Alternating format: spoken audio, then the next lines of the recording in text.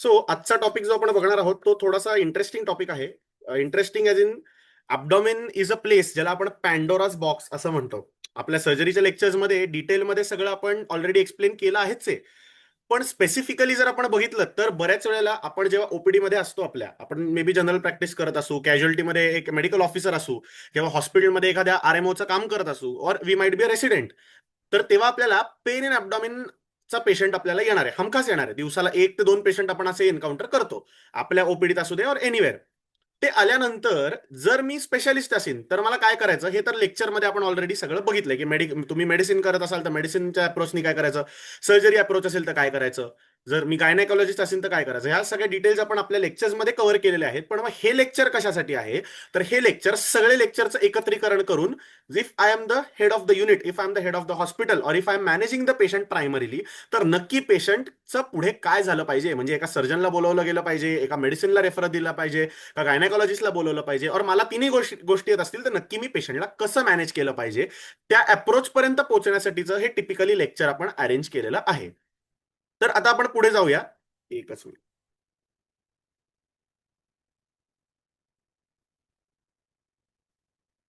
So what is the agenda of the lecture. Agenda म्हणजे काय रे, तर सर मला या लेक्चर मधनं काय काय करायचं आहे. तर यामधनं प्रायमरीली जर आपण बघितलं तर our aim is going to be how to approach a patient. आता मी का तुम्हाला पेशंटचा ऑरा काय असतो ते सुद्धा समजवणार आहे. सो बेसिकली पेशंटला अप्रोच कसं करायचं, अप्रोच केलं रे केलं तिथपर्यंत ठीक आहे, पण बेसिक हिस्ट्रीमध्ये मला काय काय विचारणं पेशंटच्या गरजेचं आहे. सो बेसिक हिस्ट्री टेकिंगमध्ये मला पेशंटला काय काय विचारणं गरजेचं आहे. Third important thing is the clinical examination. Clinical examination म्हणजे सर तुम्ही एकदम डिटेल मला हेड टू टो एक्झामिनेशन शिकवणार आहे का, तर this lecture is not meant for that. Basic 4 ते 5 गोष्टी ज्या मला बघायच्या आहेत, ज्याच्या करून मला क्लिनिकली अंदाज येणार आहे की what is to be done with the patient and the investigation. Sir investigation म्हणजे काय, तुम्ही सगळं इन्व्हेस्टिगेशन शिकवणार का, सिटी स्कॅन, यूएसजी, ॲब्डोमेन, नाही. ते आपल्या मेन लेक्चरमध्ये झालं. इथे तुम्हाला कळलं गेलं पाहिजे की क्रक्स काय आहे, महत्वाची गोष्ट काय आहे. आणि मॅनेजमेंट तर definitely it is going to be covered in your main lectures, ते ऑलरेडी झालेलं आहे. तर या सगळ्याचं एकत्रीकरण करण्यासाठी म्हणून 1.01 to 04 या सगळ्या गोष्टी आपण एकत्रीकरण करण्यासाठी म्हणून हे लेक्चर आपण ऑर्गनाईज केलेलं आहे. समजलं तुम्हाला. असेच अनेक लेक्चर्स आपण ऑर्गनाईज करणार आहोत, नो डाऊट अबाउट दॅट, पण this is the beginning of the lecture series, त्यामुळे आपल्याला समजलं गेलं पाहिजे. सो पहिल्यांदा जेव्हा पेशंट आपल्याकडे येणार आहे, सगळ्यात पहिल्यांदा पेशंट आपल्याकडे येणार आहे, तर आपल्याला डोक्यात क्लिक झालं पाहिजे की what is going to be the aura of the patient. What is going to be the aura of the patient म्हणजेच काय, तर ॲब्डॉमिन स्पीक्स. जे पेशंटला झालेला आहे तो पेशंट स्वतःच बोलून दाखवणार आहे, in terms of his looks, in terms of his body attitude, in terms of his body posture. तर या सगळ्या गोष्टी मला समजाव्या म्हणून, मला how to read the abdominal language हे खूप महत्वाचं आहे मित्रांनो. सो व्हॉट इज दॅट, तर हे बघा, 2 फोटोज मी तुम्हाला टाकलेले आहेत, 2 फोटोज तुम्हाला टाकलेले आहेत. जर पहिला फोटो आपण बघितला तर हा माणूस बघा, याला घाम आलेला आहे, he is perspirating, he is having sweating, आणि तो स्थिर एका पोझिशन मध्ये लाई डाऊन झालेला आहे. म्हणजे if he is not ready to move, is not able to move, हाताची बघा त्यांनी फिस्ट क्लेंच केलेली आहे, तो एका सरळ लाईन मध्ये झोपून आहे, त्याला प्रॉपर पोझिशन दिली गेलेली आहे, आणि ही इज नॉट कम्फर्टेबल, पण तो सरळ झोपून आहे, अजिबात हालत नाहीये. ऑन द कॉन्ट्ररी जर तुम्ही दुसरा पेशंट बघितलात, तर हा पेशंट जर आपण बघितला तर बघा, ह्याचं ॲब्डॉमिन थोडंसं डिस्टेंडेड आहे, पेशंट कळवळतोय, पेशंटचे बघा पाय कसे आहेत, he is not able to find the proper position for him to get relief from the pain. तर ह्या 2 पेशंटला नुसतं लांबून बघून सुद्धा मला काही हिंट्स येतात, जे तुम्हाला at the end of the lecture तुम्हाला सुद्धा कळणार आहेत. तर त्या हिंट्स बद्दल आपण तेव्हा डिस्कस करू. So this is how you should no. तुम्हाला कळलं गेलं पाहिजे बेसिकली की अरे नक्की पेशंट आलाय, तर व्हॉट इज हिज बॉडी और what is the ॲब्डॉमिन of the patient speaking. आता जर समजा बघितलं तर अजून एक खूप कॉमनली एन्काउंटर होणारी गोष्ट, this is called as abdominal wall ecchymosis. Abdominal wall ecchymosis, त्यालाच आपण कंट्युजन्स असं म्हणतो. जर ट्रॉमा झाला तर दीज आर कंट्युजन्स, पण जर नॉन ट्रॉमॅटिक असेल तर त्याला मी म्हणलो ॲब्डॉमिनल वॉल इकायमोसिस. म्हणजे लांबूनच पेशंटशी मी काही एक शब्द बोललो नाही, मी पेशंटला पाल्पेट केलं नाहीये, मी पेशंट सोबत लांब कुठेतरी पेशंट बेडवर पडू नये आणि मी इथं कॅज्युअलिटीच्या टेबलवर बसलेलो आहे, आणि त्या पेशंटला लांब न बघून मला कळलं की अरे या पेशंटला काहीतरी आहे जे मला बघण्याची गरज आहे. तुम्ही जेव्हा हाय व्हॉल्यूम सेंटरला कामाला जाल, म्हणजे if you go to some tertiary care hospital की जिकडे दिवसाचा फ्लो 200 पेशंट, 400 पेशंट, 500 पेशंट असेल, तर तुम्हाला प्रत्येक पेशंटला जाऊन त्या प्रत्येक पेशंटचं पल्स बीपी तुम्ही घेत बसणार आहे का? नाही. तुमच्या हाताखाली 2-3 अजून एमओज असतील, जे बेबी और इंटर्न्स असतील, की जे लोक तुमचं बीपी घेतील, पल्स घेतील पेशंटचं. पण कुठल्या पेशंटला माझं अटेन्शन गरजेचं आहे, त्यालाच आपण जर सोप्या भाषेत म्हणलो तर त्याला आपण म्हणतो ट्रायाज सिस्टीम. कुठल्या पेशंटला मी सगळ्यात आधी प्रायोरिटी दिली पाहिजे आणि कुठल्या पेशंटला मी ओपीडी बेसिस मॅनेज केलं पाहिजे, ह्या गोष्टी तुम्हाला क्लिक व्हायला पाहिजेत. बिकॉज असं होणार आहे, आपण ओपीडी मध्ये बसून राहणार आहोत अनेक दिवस, अरे माझ्याकडे पेशंटच येत नाहीत, माझ्याकडे पेशंटच येत नाहीत, आणि मग तेव्हा आपण इंस्टाग्रामचे रील स्क्रोल करणार आहोत. बिकॉज आता आपल्याला माहिती आहे that is the new trend. पण अचानक आपल्याला समजतील अरे 5 पेशंट आले, पण तेव्हा कळणारच नाही काय करायचं, कारण की आपल्याला आपण कधी एवढे पेशंट ॲट अ टाइम हँडलच केले नसणार आहेत. 5 पेशंट आले म्हणून मी दिवाळी करू का, 5 पेशंट आले म्हणून मी रडायला लागू, हेच आपल्याला कळत नाही. म्हणून आपल्याला लांबनच पेशंट जेव्हा चालत येतो, पेशंट जेव्हा रिलेटिव्ह घेऊन येतात, तेव्हा तो स्ट्रेचरवरून येतो, तेव्हाच आपल्याला काही हिंट्स कळल्या गेल्या पाहिजेत. त्यालाच आपण म्हणणार आहोत how the abdomen speaks to us. आता याची उत्तर आपल्याला परत लास्टला स्वतःहूनच तुम्ही मला देणार आहात. So first you have to divide any abdominal pain into three parameters. पहिलं काय रे, तर यू शुड नो ते पेन किती वेळाचं आहे. तुम्ही पेशंटकडनं काय काय माहिती घेऊ शकता. सो सगळ्यात पहिल्यांदा आपण काय करतो रे, तर पहिलं पेशंटला मी ऑरा म्हणून बघितलं. या पेशंटला लांबनं बघितल्या बघितल्या मला काही हिंट्स मिळालेले आहेत, ज्याच्यामुळे माझी ऑलरेडी एक ब्रेनमध्ये एक सर्किट चालू झालेलं आहे. म्हणजे आपण म्हणतो ना की सर शिकवताना म्हणतात की माझ्याकडे जर समजा 4 अख्खं किचन आहे, तर बेसिक मला माहिती पाहिजे कुठल्या डब्यामध्ये सगळे मसाले ठेवलेत, कुठल्या डब्यामध्ये सगळं आपण कडधान्य ठेवलेत, कुठल्या डब्यामध्ये सगळी पिठं ठेवलीत. तर बेसिक कुठला डबा उघडायचं हे मला पेशंटला लांबून बघूनच कळलंय. ते आता कसं कळेल ते लास्टला तुम्हाला मी सगळं सांगणार आहे. सो ते ऑटोमॅटिकली आपल्याला पझल जुळून येईल. पण पेशंटकडनं जी माहिती आपल्याला मिळणार आहे ती फक्त स्पेसिफिक माहिती आपल्याला काढायची. स्पेसिफिक म्हणजे काय, की जी मला पेशंट और त्याचे नातेवाईकच देऊ शकतात, जी मी स्वतःहून माझं कितीही अध्यात्म आलं, माझ्यामध्ये कुठलाही देवाचा अवतार जरी आला तरी मला समजणार नाही. So there are few things which the patient is only going to tell us, and that is there, it has no exception. So a good history taking is essential. Sir history taking म्हणजे काय, मी आता एक काम करते, मी खुर्ची घेऊन येते, मस्त बसते पेशंटच्या शेजारी, पेशंट तिथे रडतोय पेनमध्ये, आणि मी त्याची आरामात हिस्ट्री घेते. तुझं नाव सांग, तुझं गाव काय, तुझा पत्ता काय, तू राहतोस कुठे, तू काम काय करतोस, तू किती वेळ काम करतोस, तुला मुलं बाळ किती. तो पेशंट पळून जाईल, तो म्हणेल मी मरण प्रेफर करीन पण हाय टॉर्चर नको मला. का तर history should be specific in such cases. So what do you mean by a specific history. तर स्पेसिफिक हिस्ट्रीमध्ये जर सगळ्यात पहिला आपण बघितलं तर सगळ्यात महत्वाचा मुद्दा जो आपल्याला त्याला विचारायचा आहे की किती वेळापासून हा पेन आहे, तर त्याला आपण ओडीपी म्हणतो. ओडीपी म्हणजे काय, तर ऑनसेट, ड्युरेशन आणि प्रोग्रेशन. ह्या गोष्टी कुठल्याही सिम्टमॅटॉलॉजीला अप्लाय होतात. सर मी चेस्ट पेन म्हणते, चेस्ट पेनला सुद्धा onset, duration, progression. Sir breathlessness म्हणते, onset, duration, progression. Pain in abdomen म्हणते, onset, duration, progression. Sir swelling in the neck आहे, onset, duration, progression. Sir PV bleed आहे, ऑनसेट, ड्युरेशन, प्रोग्रेशन. ऑनसेट म्हणजे काय मित्रांनो, ऑनसेट म्हणजे कसं सुरू झालं. कसं सुरू झालं म्हणजे हळूहळू हळूहळू पेन वाढत गेलं. सर मला 1 वर्षापासून थोडं थोडं दुखत होतं, मग आता गेले एक महिनाभर थोडं दुखायचं वाढलं, आणि आता गेले 2-3 दिवस वाढते. So the onset is gradual, gradually वाढायला लागलेलं आहे. So onset can be of 2 types, gradual onset or it can be sudden in onset. सडनलाच आपण मेडिकल टर्म्समध्ये काय म्हणतो, अॅक्यूट इन ऑनसेट. सो मला हे खूप महत्वाचा पॅरामीटर आहे. ते ऑनसेट कसा होता, सर मी चालत होतो रस्त्यावरनं आणि अचानक मी पडलो रस्त्यावर, इतकं माझं कळवळून पोट दुखायला लागलं. Or it is some emergency. जी गोष्ट अचानकपणे येते तीच जास्त डॅमेज करते. समजलं मित्रांनो. युक्रेन रशियाचा वॉर थोडा थोडा थोडा थोडा चालूच आहे, पण दोन्ही कंट्रीज फंक्शनिंग आहेत, दोन्हीकडे फ्लाईट्स फ्लाय होत आहेत, दोन्हीकडे लोक चाललेत. इराण आणि युएसचा वॉर, एका दिवसामध्ये वॉर त्यांनी इतका हमला केला की सगळ्या फ्लाईट्स बंद झाल्या. So any change in or any sudden change in the parameter it is an alarming sign. Alarming sign म्हणजे काय मित्रांनो, तर आयदर पेशंटला तरी वाचवण्यासाठी प्रयत्न करा, नाही तर स्वतःला वाचवण्यासाठी पेशंट रेफर करा. समजलं. अगदी स्पष्ट भाषेत लक्षात घ्या. सडन ऑनसेट म्हणजे काहीतरी सडन पॅथॉलॉजी आहे. तुम्हाला जर डायग्नोज करता आलं, तुम्हाला ट्रीट करता आलं, तुम्हाला जर समजा या पेशंटला बाहेर काढता आलं त्या सडन ऑनसेटच्या गोष्टीमधनं, you are going to be god for the patient. But if you cannot think about the patient, if you cannot think about the pathology, then don't be the Yamraj for the patient. Send the patient to the center where the patient will be managed. Sir gradual ऑनसेटचा patient आहे, आरामात manage करायचं आहे मला, काय 1 वर्षापासून रडतोच आहे ना तो, मग अजून रडू दे 6 महिने, काय फरक पडतो, हळूहळू मॅनेज करतो, ऍडमिट करून घेतो, महिनाभर इन्व्हेस्टिगेट करतो, आरामात पेशंटला घरी सोडतो. So this is one alarming sign. Sir duration, duration पण तेच सांगणार आहे की किती वेळासाठी हा डिसीज होता. सर 2 दिवसापासून पोट दुखतंय, 1 वर्षापासून पोट दुखतंय. So lesser the duration, more acute is going to be the prognosis. So it can be long duration or it can be short duration. आणि प्रोग्रेशन म्हणजे काय, तर वाढत गेलं, तेवढंच राहिलं का कमी झालं. काय म्हणलं मी तुम्हाला, प्रोग्रेशन म्हणजे काय, ठीक आहे बाबा सुरुवातीला पेन झाला, खूप जास्त पेन होता तुला, आता पेनचे सुद्धा स्केल्स असतात, त्याला VAS म्हणतात, व्हिज्युअल अॅनालॉग स्केल. जर आपण आयसीयू मध्ये काम करत असू तर असे काहीतरी स्माइली काढलेले असतात 10, जर तुम्ही काम केलं असेल तर असं एक स्माइलिंग असतो, आणि लास्टला जर तुम्ही बघितलं तसं एकदम रडणारा, ढासा रडणारा जरा पेनवाला असतो, आणि मध्ये कुठेतरी असं आपण ते व्हॉट्सअपची स्माइली नाही का पाठवत, फ्लॅट माउथ.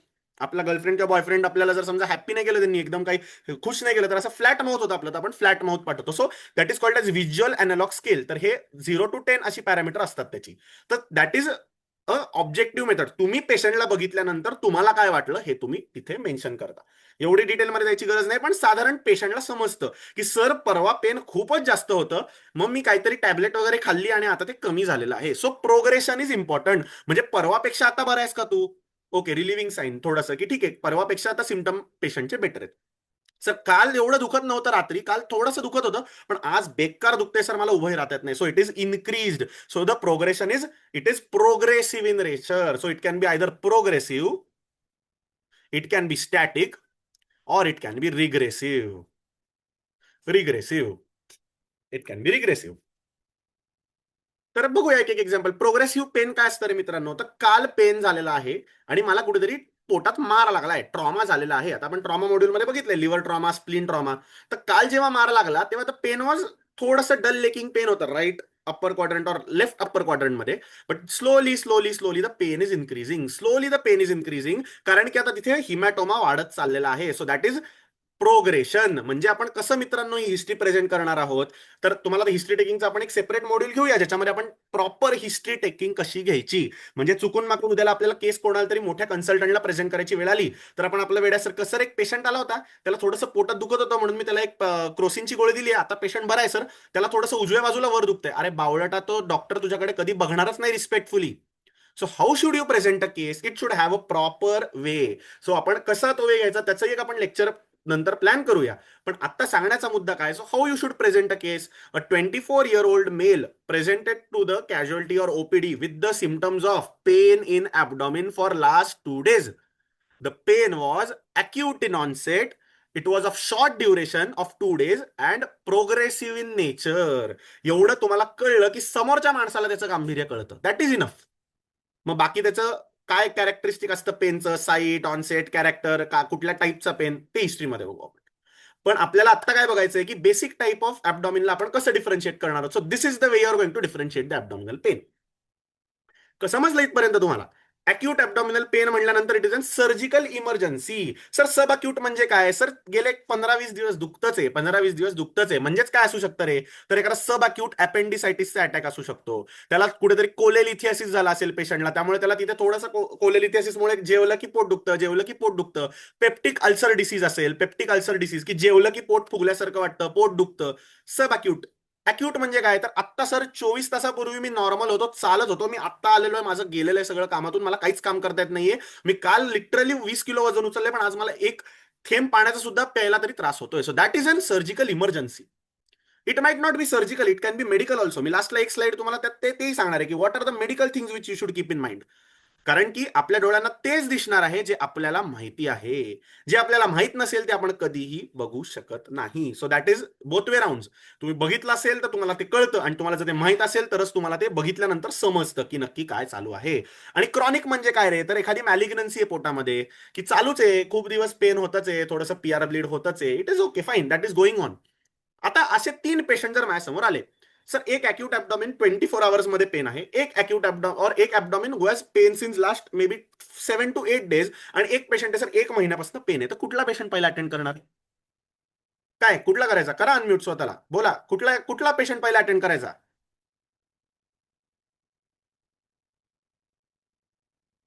अवघड आहे, असं बोलायचं नाही म्हटल्यानंतर कसं होणार तुमचं.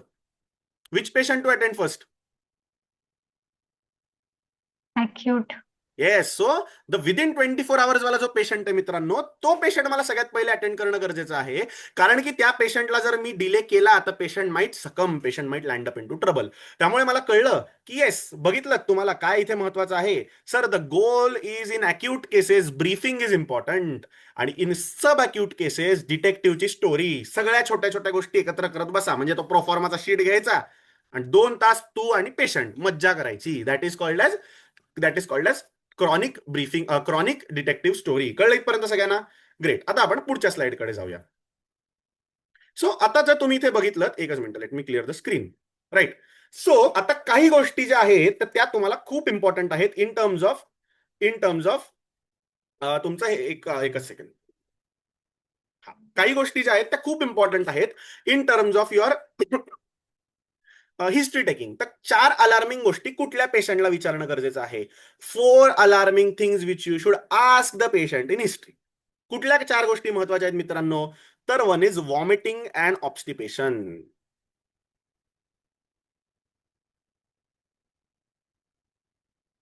Vomiting and obstipation. Vomiting and obstipation. आता वॉमिटिंगचे 2 प्रकार. It can be either projectile or it can be non projectile. आता ते मेडिसिनचे कॉज झाले. प्रोजेक्टाईल आणि नॉन प्रोजेक्टाईल मध्ये काय डिफरन्स असतो मित्रांनो? प्रोजेक्टाईल म्हणजे काय तर it is not associated with nausea and vomiting. So projectile म्हणजे काय तर it is not associated with nausea and vomiting. आणि नॉन प्रोजेक्टाईल म्हणजे काय? सर मला मळमळते सर, मला उलटी होणार आहे सर, बाजूला सारखा मी उलटी केली. That is non projectile. म्हणजे जे जीआय कॉजेस मध्ये आपल्याला जे वॉमिटिंग दिसणार आहे that is going to be non projectile. Projectile vomiting कुठे दिसतं रे? तर ब्रेनमध्ये जेव्हा आपलं आयसीपी वाढतं अचानक, तर तेव्हा काय होतं, ब्रेनला समजतच नाही. ब्रेनच्या वेगस कधी पण फायर करते, सिम्पथॅटिक सिस्टीम कधी पण फायर करते. सो अनेक वेळेला अचानक पेशंटला वॉमिटिंग होतं, पेशंटला कळतच नाही आधी वॉमिटिंग होणार. तो असं बसल्या बसल्या जागी असं वॉमिटिंग करतो. सर प्रोजेक्टाईल म्हणजे मी किती लांब पर्यंत माझ्या वॉमिटिंगची धार मारू शकते. दॅट इज नॉट प्रोजेक्टाईल और नॉन प्रोजेक्टाईल. समजलं? तर मग त्याच्याने मग तर फिजिक्सच होईल ना अख्खं. So that is that main difference. आणि ऑब्स्टिपेशन म्हणजे काय तर non passage of flatus and faeces.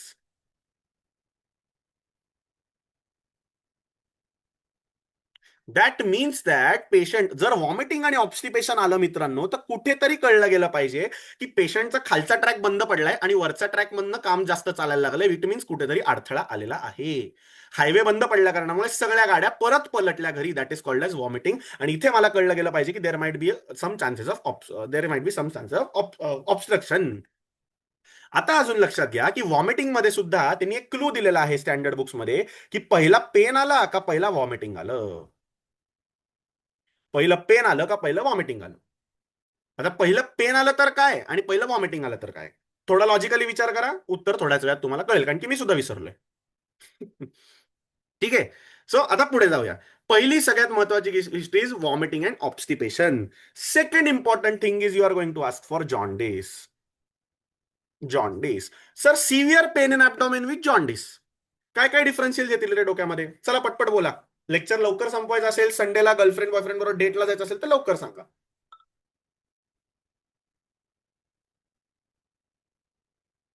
Jaundice असेल विथ अक्यूट ॲब्डॉमिनल पेन, काय डिफरन्शियल असू शकतात?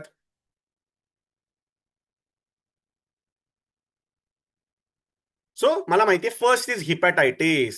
Hepatitis is most common. Sir बाहेरचं खाल्लं प्यायलं, अचानक राईट अप्पर क्वाड्रंट पेन, अचानक वॉमिटिंग चालू झालं, हिपॅटायटिस.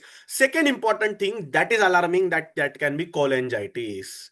आता कोलेंजायटिस सर इथे शिकवता का? तर आत्ताच 3 तास बसावं लागेल तुम्हाला आणि मला. अख्खा संडे तुमचाही जाईल माझाही जाईल. समजलं? तर तसं होऊ नये म्हणून ते लेक्चर्स मध्ये बघायचं. पण हिपॅटायटिस, कोलेंजायटिस, तिसरं कॅन बी कोलेसिस्टायटिस, मिरिझी सिंड्रोम. सगळं लेक्चरमध्ये आपल्या मेन घेतलेलं आहे. चौथा डिफरन्शियल काय असू शकतं मित्रांनो जर जॉन्डिस असेल तर? It can be some amount of hemolytic anemias, जिथं स्प्लिनोमेगॅली पण झाली आहे and that spleen may be causing pain in abdomen, आणि त्याच्यामुळे जॉन्डिस झालेला आहे. तो it can be the splenic causes which can be due to hemolysis. म्हणजे एवढ्या सगळ्या गोष्टी मित्रांनो फक्त एका ॲब्डॉमिनवर मला कळलेल्या आहेत, which is an alarming sign. Jaundice पण आहे, पेन इन ॲब्डॉमिन आहे, अलार्मिंग. व्हॉमिटिंग ऑब्स्टिपेशन आहे, अलार्मिंग. मित्रांनो कोलेंजायटिसचा पेशंट जो असतो ना, चालता बोलता पेशंट, हा माझ्या वॉर्डमध्ये ऍडमिटेड पेशंट होता. Patient was having obstructive jaundice. Obstructive jaundice म्हणजे काय तर मॅडमनी तुम्हाला पॅथॉलॉजीमध्ये सुद्धा शिकवलं असणार आहे की जेव्हा एखादा स्टोन और ट्यूमर एखादा सीबीडी मध्ये अडकतो तर सीबीडी पूर्ण डायलेट होते, bile cannot pass through the intestine and that is the cause of patient having jaundice. त्याला ऑब्स्ट्रक्टिव्ह जॉन्डिस आपण असं म्हणतो. तर ऑब्स्ट्रक्टिव्ह जॉन्डिसच्या पेशंटला मित्रांनो there is always risk of developing cholangitis. वॉर्डमध्ये पेशंट 4 दिवस होता. 5व्या दिवशी पेशंटला सकाळी थोडासा फीवर आला, दुपारी पेशंटला चिल्स आले, संध्याकाळी पेशंटला हायपोटेन्शन झालं, संध्याकाळी सेप्सिस मध्ये गेला आणि रात्री पेशंट सकम झाला. चालता बोलता पेशंट वॉर्डमध्ये जो ऑब्स्ट्रक्टिव्ह जॉन्डिसचा होता, just because of that infection in the bile tract patient died within 24 hours. इतकी त्याची हाय मॉर्टॅलिटी असते. आपण आपल्या लेक्चरमध्ये शिकवलंय. पण काय सांगण्याचा उद्देश आहे की जॉन्डिस विथ ॲब्डॉमिनल पेन, तर ह्या सगळ्या गोष्टीचे कप्पे उघडले पाहिजेत. ऍटलीस्ट यू शुड नो की this can be the possibilities. Sir हे मला मी करून काय करू सर, मला काहीच फरक पडत नाही सर, मला सर्जरी करायचीच नाहीये. राजा लक्षात घे, पेशंटला जर पेशंट आल्यानंतरच जर जॉन्डिस अँड तुला हे जर डोक्यामध्ये कुठेतरी फिट बसतंय, तर you should council the relative at that moment of the time की अरे बाबा पेशंटला या गोष्टी, म्हणजे साधं पेशंटला हिपॅटायटिसच्या अटॅक पासून कोलेंजायटिस पर्यंत काहीतरी डेडली असू शकतं, जेणेकरून 24 तासात होत्याचं नव्हतं होऊ शकेल. नाही तर पेशंटला आपण म्हणतो काय नाही होती, कावीळ असते कॉमन, एवढ्या लोकांना होते, तुम्ही काय इथं कटकट करतात. पेशंट सारखे येऊन विचारत असतात, सर त्याचं पेन कमी होत नाहीये, सर त्याचं पेन कमी होत नाही, तुम्ही प्लीज मला काहीतरी करा. आपण म्हणतोय जा रे बाबा, मला 200 पेशंट आहेत बघायला. पण तो जर पेशंट रात्रीत गेला तर लक्षात घ्या, तोच माणूस येऊन आपल्याला चपलेने मारतो आणि म्हणतो तुम्ही माझ्या पेशंटकडे बघितलं नाहीत. तुम्ही बघितलं नाहीत अशातला भाग नाहीये, तुम्हाला सगळं माहित होतं पण तुम्ही पेशंटला एक्सप्लेन केलं नाहीत. हा तुमचा दोष असू शकतो. So that is the third point which is the second point which is the jaundice. Third important alarming sign is hematuria. म्हणजे हिमॅच्युरियामध्ये मला कळलं की it can be something related to the kidneys. So माझी सिस्टीम डिलिनेट होती मित्रांनो. जर obstruction, vomiting, constipation असेल तर मला कळलेलं आहे की it can be because of obstruction or it can be related to the GI tract. If there is jaundice, I remember it can be because of some hepatobiliary pathology. If it is hematuria, it can be related to some kidney problems. And if it is going to be PR or PV bleed, तर मला कळलं की something related to the pelvis or large colon. Or any you can say bowel. त्यामुळे ह्या 4 गोष्टी history taking मध्ये काही जरी झालं तरी विचारल्या गेल्या पाहिजेत, पेशंटला नाही तर नातेवाईकांना. सर मी बसते आरामात खुर्ची घेऊन, एक ग्लास पाण्याचा त्यांना देते, एक ग्लास पाणी मी पिते, सांगू नाही, वेळ नाहीये तुझ्याकडे. पेशंटला सायमल्टेनियसली पल्सवर हात ठेव, पेशंटला सायमल्टेनियसली दुसऱ्याला सांग इंट्राकॅथ लाव, त्याला फ्लुइड चालू कर, त्याला पेन किलर दे, त्याला अँटीबायोटिक दे, कुठले द्यायचे तर मेन लेक्चर्स ते चालू कर आणि साइड बाय साइड ही हिस्ट्री विचार. Because you have to act fast, you have to see more patients. चांगले तुमच्याकडे पण 200 पेशंट यावे, त्यातले तुम्ही 10 मला सर्जरीसाठी बोलवा, I will be more than happy. पण पेशंट बघा, ते खूप इम्पॉर्टंट आहे. समजलं? So this is your 4 pointer thing की ह्या 4 गोष्टी विचारल्याच पाहिजेत. आता जी मी गोष्ट विसरलेलो त्या गोष्टीबद्दल जर आपण आता डिसाईड बोलायचं ठरवलं तर आपण बघूया. सो बघा, जर पेन इज इनिशियली नॉनसेट, म्हणजे जर पहिला पेन आला मित्रांनो, तर काय आहे, तर it is because of surgical cause. पहिलं पोट दुखायला लागलं आणि मग वॉमिटिंग झालं. अपेंडिक्सचं ट्रायड काय असतं रे, क्लिनिकल ट्रायड ऑफ अपेंडिक्स आपण बघितलं लेक्चर्समध्ये. काय रे triad of appendix? Pain in abdomen, म्हणजेच काय रे, तर right iliac fossa pain, vomiting आणि fever. That is called as clinical triad of appendix. Clinical triad of appendix. तसंच कोलेंजायटिसचं पण ट्रायड आहे. काय रे, तर right upper quadrant pain, jaundice आणि फीवर. हे असे ट्रायड आहेत मित्रांनो. या 3 गोष्टी जेव्हा प्रेझेंट होतात तेव्हा डोक्यात क्लिक झालं पाहिजे, अर हे असू शकतं, अर ते असू शकतं, अर असं असू शकतं. समजलं? That is important. मग आलं व्हॉमिटिंग. व्हॉमिटिंग पहिलं, मग पेन चालू झाला. का रे, तर व्हॉमिटिंग करून करून सुद्धा पेशंटला पेन होतं. Usually that is because of gastroenteritis. Sir बाहेरचं खाण्यापिण्यात आलेलं आहे, प्रचंड जळजळतंय, अप्पर एपिगॅस्ट्रम मध्ये बर्निंग होतंय. बघायचं कधी पण पहिल्यांदा व्हॉमिटिंग व्हायला लागतं आणि मग पोटात दुखायला लागतं. आता काही प्रकारच्या clinical signs which are very important, काही प्रकारच्या clinical signs which are very important. त्याच काय आहेत रे मित्रांनो, तर रेडिएशन शिफ्टिंग आणि रेफर्ड पेन. वायवाला जर समजा चांगली वायवा गेली तर हे क्वेश्चन विचारले जाऊ शकतात. सर नाहीच गेली चांगली वायवा तर काही प्रॉब्लेम नाही, नाही विचारले जाणार. So so let see what are those 3 parameters. Pain जर आपण म्हणलं तर there are 3 parameters to the pain in the abdomen, that is called as referred pain. दुसरा पेन आहे दॅट इज रेडिएटिंग पेन, आणि third is shifting pain. Sir referred pain म्हणजे काय, तर मित्रांनो लक्षात घ्या, ही तुमची गॉल ब्लॅडर, ही तुमची पेशंटची गॉल ब्लॅडर आणि इकडे तुमचा राईट शोल्डर टिप. आता काय होतं, डायफ्रॅमचा सप्लाय जो आहे that is with the C3. C3 simultaneously जर बघितलं आपण तर गॉल ब्लॅडरमुळे इरिटेशन होतं लोकली, ते इरिटेशन C3च्या डर्मॅटोमला होतं. आणि ती C3ची जी वेगस नर्व आहे ती कुठनं, तर ती मीडियास्टायनम मधून वर जाते आणि सर्वायकल स्पाइन मध्ये ती इन्सर्ट होते. आणि तेच सर्वायकल स्पाइन तिकडे लोकल शोल्डरला सुद्धा सेन्सरी सप्लाय देतो. So pain can be felt at the gall bladder site also because तिथे लोकल इन्फ्लेमेशन आहे. आणि फ्रेनिक नर्व इरिटेशन झाल्या कारणामुळे that pain is also seen at the right shoulder tip. Same happens with the spleen. स्प्लीनला irritation झालं, इकडं पण pain होणार आहे आणि simultaneously left shoulder trip pain होणार आहे, त्याला रेफर्ड पेन म्हणलो. म्हणजे काय तर रेफर्ड पेन मध्ये दोन वेगळ्या वेगळ्या ठिकाणी पेन आहे आणि एकमेकांना ती लाईन कनेक्टेड नाही. म्हणजे हा पॉइंट ए आहे, हा पॉइंट बी आहे. Pathology is at the point B, पण पेन मला दोन्ही ठिकाणी होत आहे, वेगळी वेगळीकडे. That is called as referred pain. Sir what is radiating pain? Sir radiating pain म्हणजे काय? सर मला पायाला, कमरेवर मी खूप पूर्वी पडलो होतो आणि पडल्यानंतर काय झालं, पडल्यानंतर अचानक पद्धतीने माझा पूर्ण पाय दुखायला लागला. सायटिकाचं पेन, रेडिएटिंग पेन. सर तुम्ही ऑर्थोपेडिक शिकवायला आलात का? मला नाही, मी तुम्हाला ॲब्डॉमिन शिकवायला आलोय. सर ॲब्डॉमिनचं एक्झाम्पल द्या. येत नाही तुम्हाला? येत आहे मित्रांनो, कारण की मी सुद्धा अभ्यास करून आलोय. That is पॅनक्रियाटायटिस. पॅनक्रियाटायटिस मध्ये काय होतं तर pancreas itself is not pain sensitive. त्याच्या आजूबाजूला जो सिलियाक प्लेक्सस आहे, रेट्रोपेरिटोनियल नर्व्स आहेत, त्याच नर्व तिथे गँग्लिऑन्स असतात आणि ते गँग्लिऑन्सला इन्फ्लमेशन झाल्या कारणामुळे तेच पेन असं रेडिएट होतं पुढे. असं तो म्हणतो मागचं पोट आहे, असं ते पुढं पण दुखतंय आणि मागे पण चाललंय. त्याला महाराजा साईन म्हणतात. आपण महाराज आल्यानंतर कसे वागतो खाली, एक हात एक हात छातीच्या इथे, एक हात मागे पाठीवर. That is called as maharaja pain. So that is पॅनक्रियाटायटिसचा pain which is a radiating pain. It radiates. म्हणजे पॉईंट ए चा पेन आणि पॉईंट बी चा पेन आहे, तो कनेक्टेड आहे एकमेकांना, त्यांना थ्रू आउट त्या लाईनवर पेन होतं.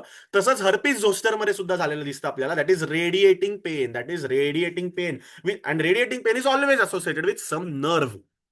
It is also associated with some nerve. Same happens with the myocardial infection.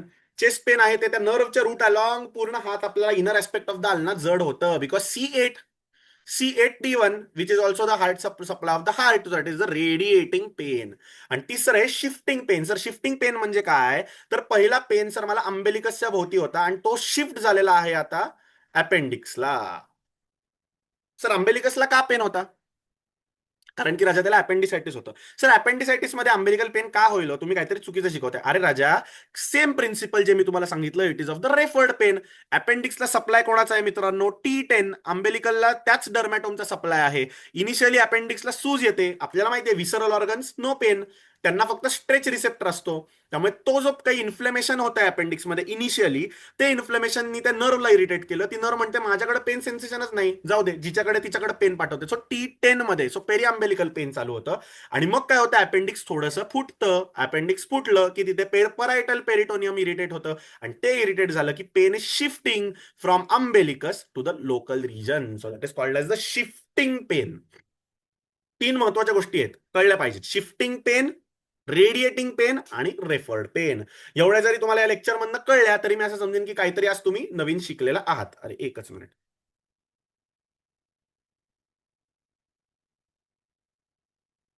Right. So कळलं मला. या तिन्ही गोष्टी मला कळलेल्या आहेत. आता झालं माझं, पहिलं कळलं अॅक्यूट आहे का सब अॅक्यूट आहे. त्याच्यानंतर मला कळलं की टाईप ऑफ द पेन काय आहे. आता मला बघायचं आहे पेशंटला, मला फिजिकली एक्झामिनेशन करायचंय. सर हिस्ट्री संपली का इथे? नाही, history is vast. Family history, personal history, तंबाखू किती खातो, सिगरेट किती पितो, किती क्वार्टर पितो, पित नसला तरी माहित पाहिजे कुठली दारू पितो, कच्ची पितो, पक्की पितो, देशी पितो, बाहेरची पितो, ते सगळं हिस्ट्री टेकिंग मध्ये. आता आपल्याला ॲब्डॉमिनवर कॉन्सन्ट्रेट करायचं, फिजिकल एक्झामिनेशन. आता हे मी माझ्या लेक्चरमध्ये सुद्धा शिकवलंय. द काय म्हणू आपण त्याला, how you are going to palpate the abdomen matters. पहिलं आपण इन्स्पेक्ट करणार आहोत, जो आपण ऑराच्याच वेळेला पेशंट बेसिक बघितलाय. नंतर आपण पेशंटला ऑस्कल्टेट करणार आहोत, मग आपण पाल्पेट और पर्कस करणार आहोत. डिपेंडिंग ऑन आपल्याला काय बघायचंय, ऍसेटिक फ्लुइड बघायचंय का तुम्हाला पहिल्यांदा पेशंटची गार्डिंग रिजिडिटी बघायची. तर ते काय असतं गार्डिंग रिजिडिटी, ते पण आपण बोलूया. सर इन्स्पेक्शन मध्ये काय काय बघायचं? तर इन्स्पेक्शन मध्ये काय बघू सर? पेशंट किती सुंदर दिसतो, पेशंट किती सुंदर दिसते, बरोबर, हे बघायचं. No, in inspection you are going to see the contour of the abdomen. काय काय गोष्टी बघायच्या तरी आपल्याला? तर पहिल्यांदा आपल्याला बघायचं contour of the abdomen. First you are going to see the contour of the abdomen. Inspection मध्ये काय बघायचं? पहिलं, expose the patient from the nipples to the mid thigh. To the mid thigh. पेशंटला nipples to the mid thigh पर्यंत expose करायचं आहे. Or if it is a lady then you are going to expose the patient from the inframammary crease. इथपासून पेशंटला आपण expose करणार आहोत. इथे त्याची अंबेलिकस आहे. काय काय बघायचंय रे? तर सगळ्यात पहिल्यांदा आपण बघणार आहोत कॉन्टूर. ॲब्डॉमिन कसं आहे? Is it tense bulging abdomen आहे का सॉफ्ट स्कॅफॉइड ॲब्डॉमिन आहे? पेशंटला बाकी ॲब्डॉमिन मध्ये कुठे फ्लँक फुलनेस वाटतोय का, म्हणजे बाजूनी पण फुगलंय का, या सगळ्या गोष्टी कॉन्टूर बघायचा आहे. नंतर काय बघायचं आहे मित्रांनो, तर यांनी scar marks. Scar marks. Scar आहे तर स्कार मार्क्स म्हणजेच काहीतरी लक्षात आलं मला की पूर्वी पेशंटचं ऑपरेशन झालेलं आहे, काहीतरी पॅथॉलॉजी जुनी रिकर होऊ शकते. कोणी मला सांगेल का रे त्या स्कार मार्कचा काय सिग्निफिकन्स असेल? लेट्स कन्सिडर पेशंटला असा मिडलाईन लॅप्रोटॉमीचा स्कार मार्क आहे, तर what can be the significance?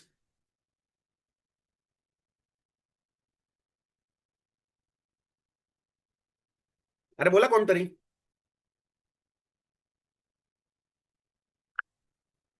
अरे चुकलं तर चुकलं, काही नाही फरक पडत, आपण शिकायला आलेलो आहोत सगळे. What can be the significance of scar mark? Umbilical hernia. पण त्या स्कारचा काय सिग्निफिकन्स आहे? आता तो जुना झाला अम्बिलिकल हर्निया, आता सिग्निफिकन्स काय त्या स्कार मार्कचा?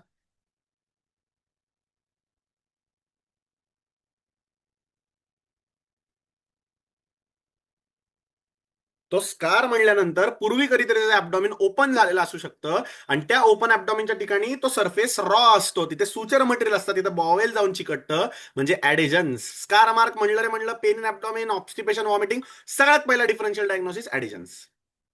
सर तो स्कार मार्क कशामुळे होता? सर माझं स्मॉल इंटेस्टाईनचा किंवा लार्ज इंटेस्टाईनचा एक ट्युमर काढला होता.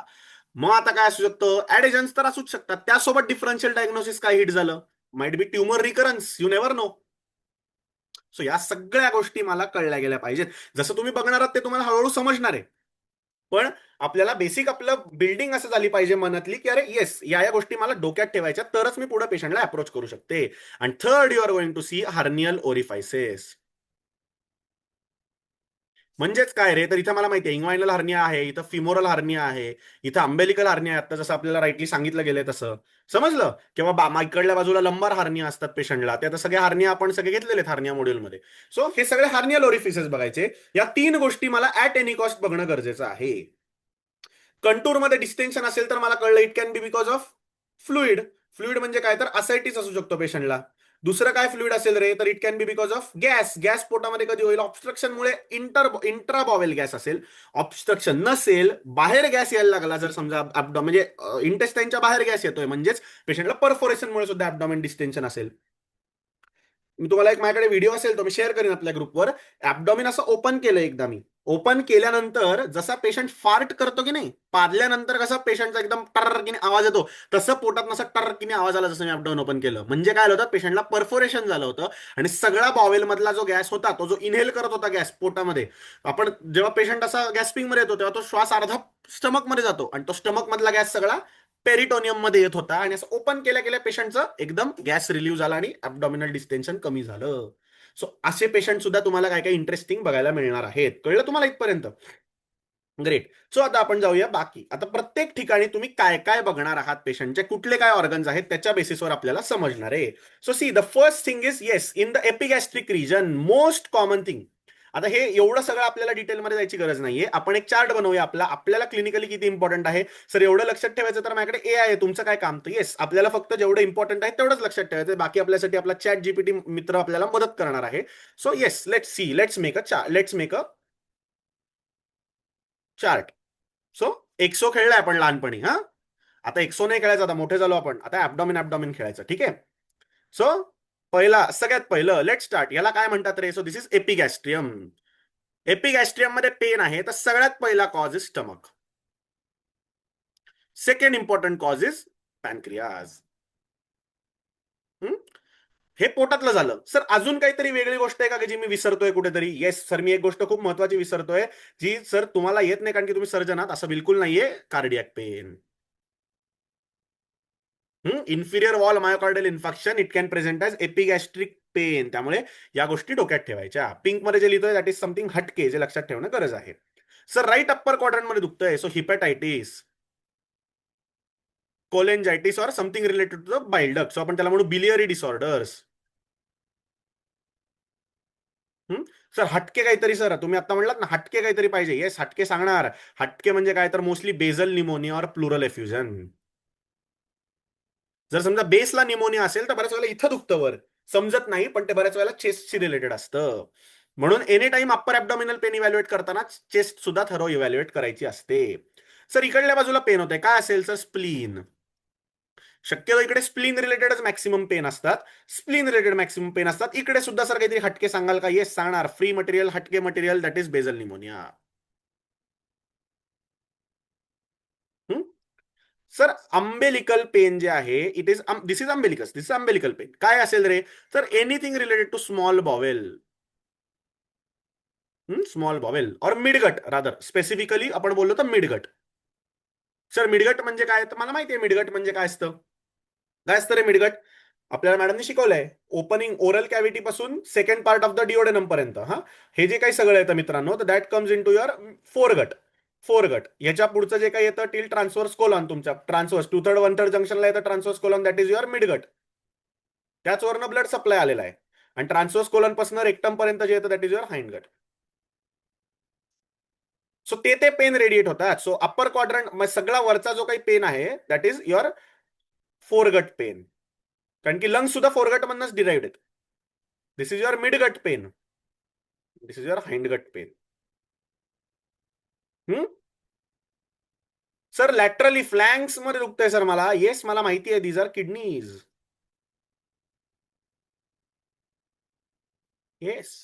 किडनी ओपन कुठे होतात रे राजांनो? तर those come and open into the bladder. So suprapubic region मध्ये ब्लॅडर और युट्रस.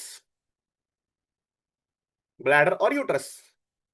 आणि राईट आणि लेफ्ट आयलेक फोसा जर आपण बघितला तर right iliac fossa left iliac फोसामध्ये yes there can be inflammatory bowel. म्हणजे काय? इन्फ्लमेटरी बॉवेल डिसीज नाही, कुठला पण एंटरायटिस, कोलायटिस, हे सगळं तिथे तुम्हाला पेन असू शकतो. So it can be अपेंडिसायटिस,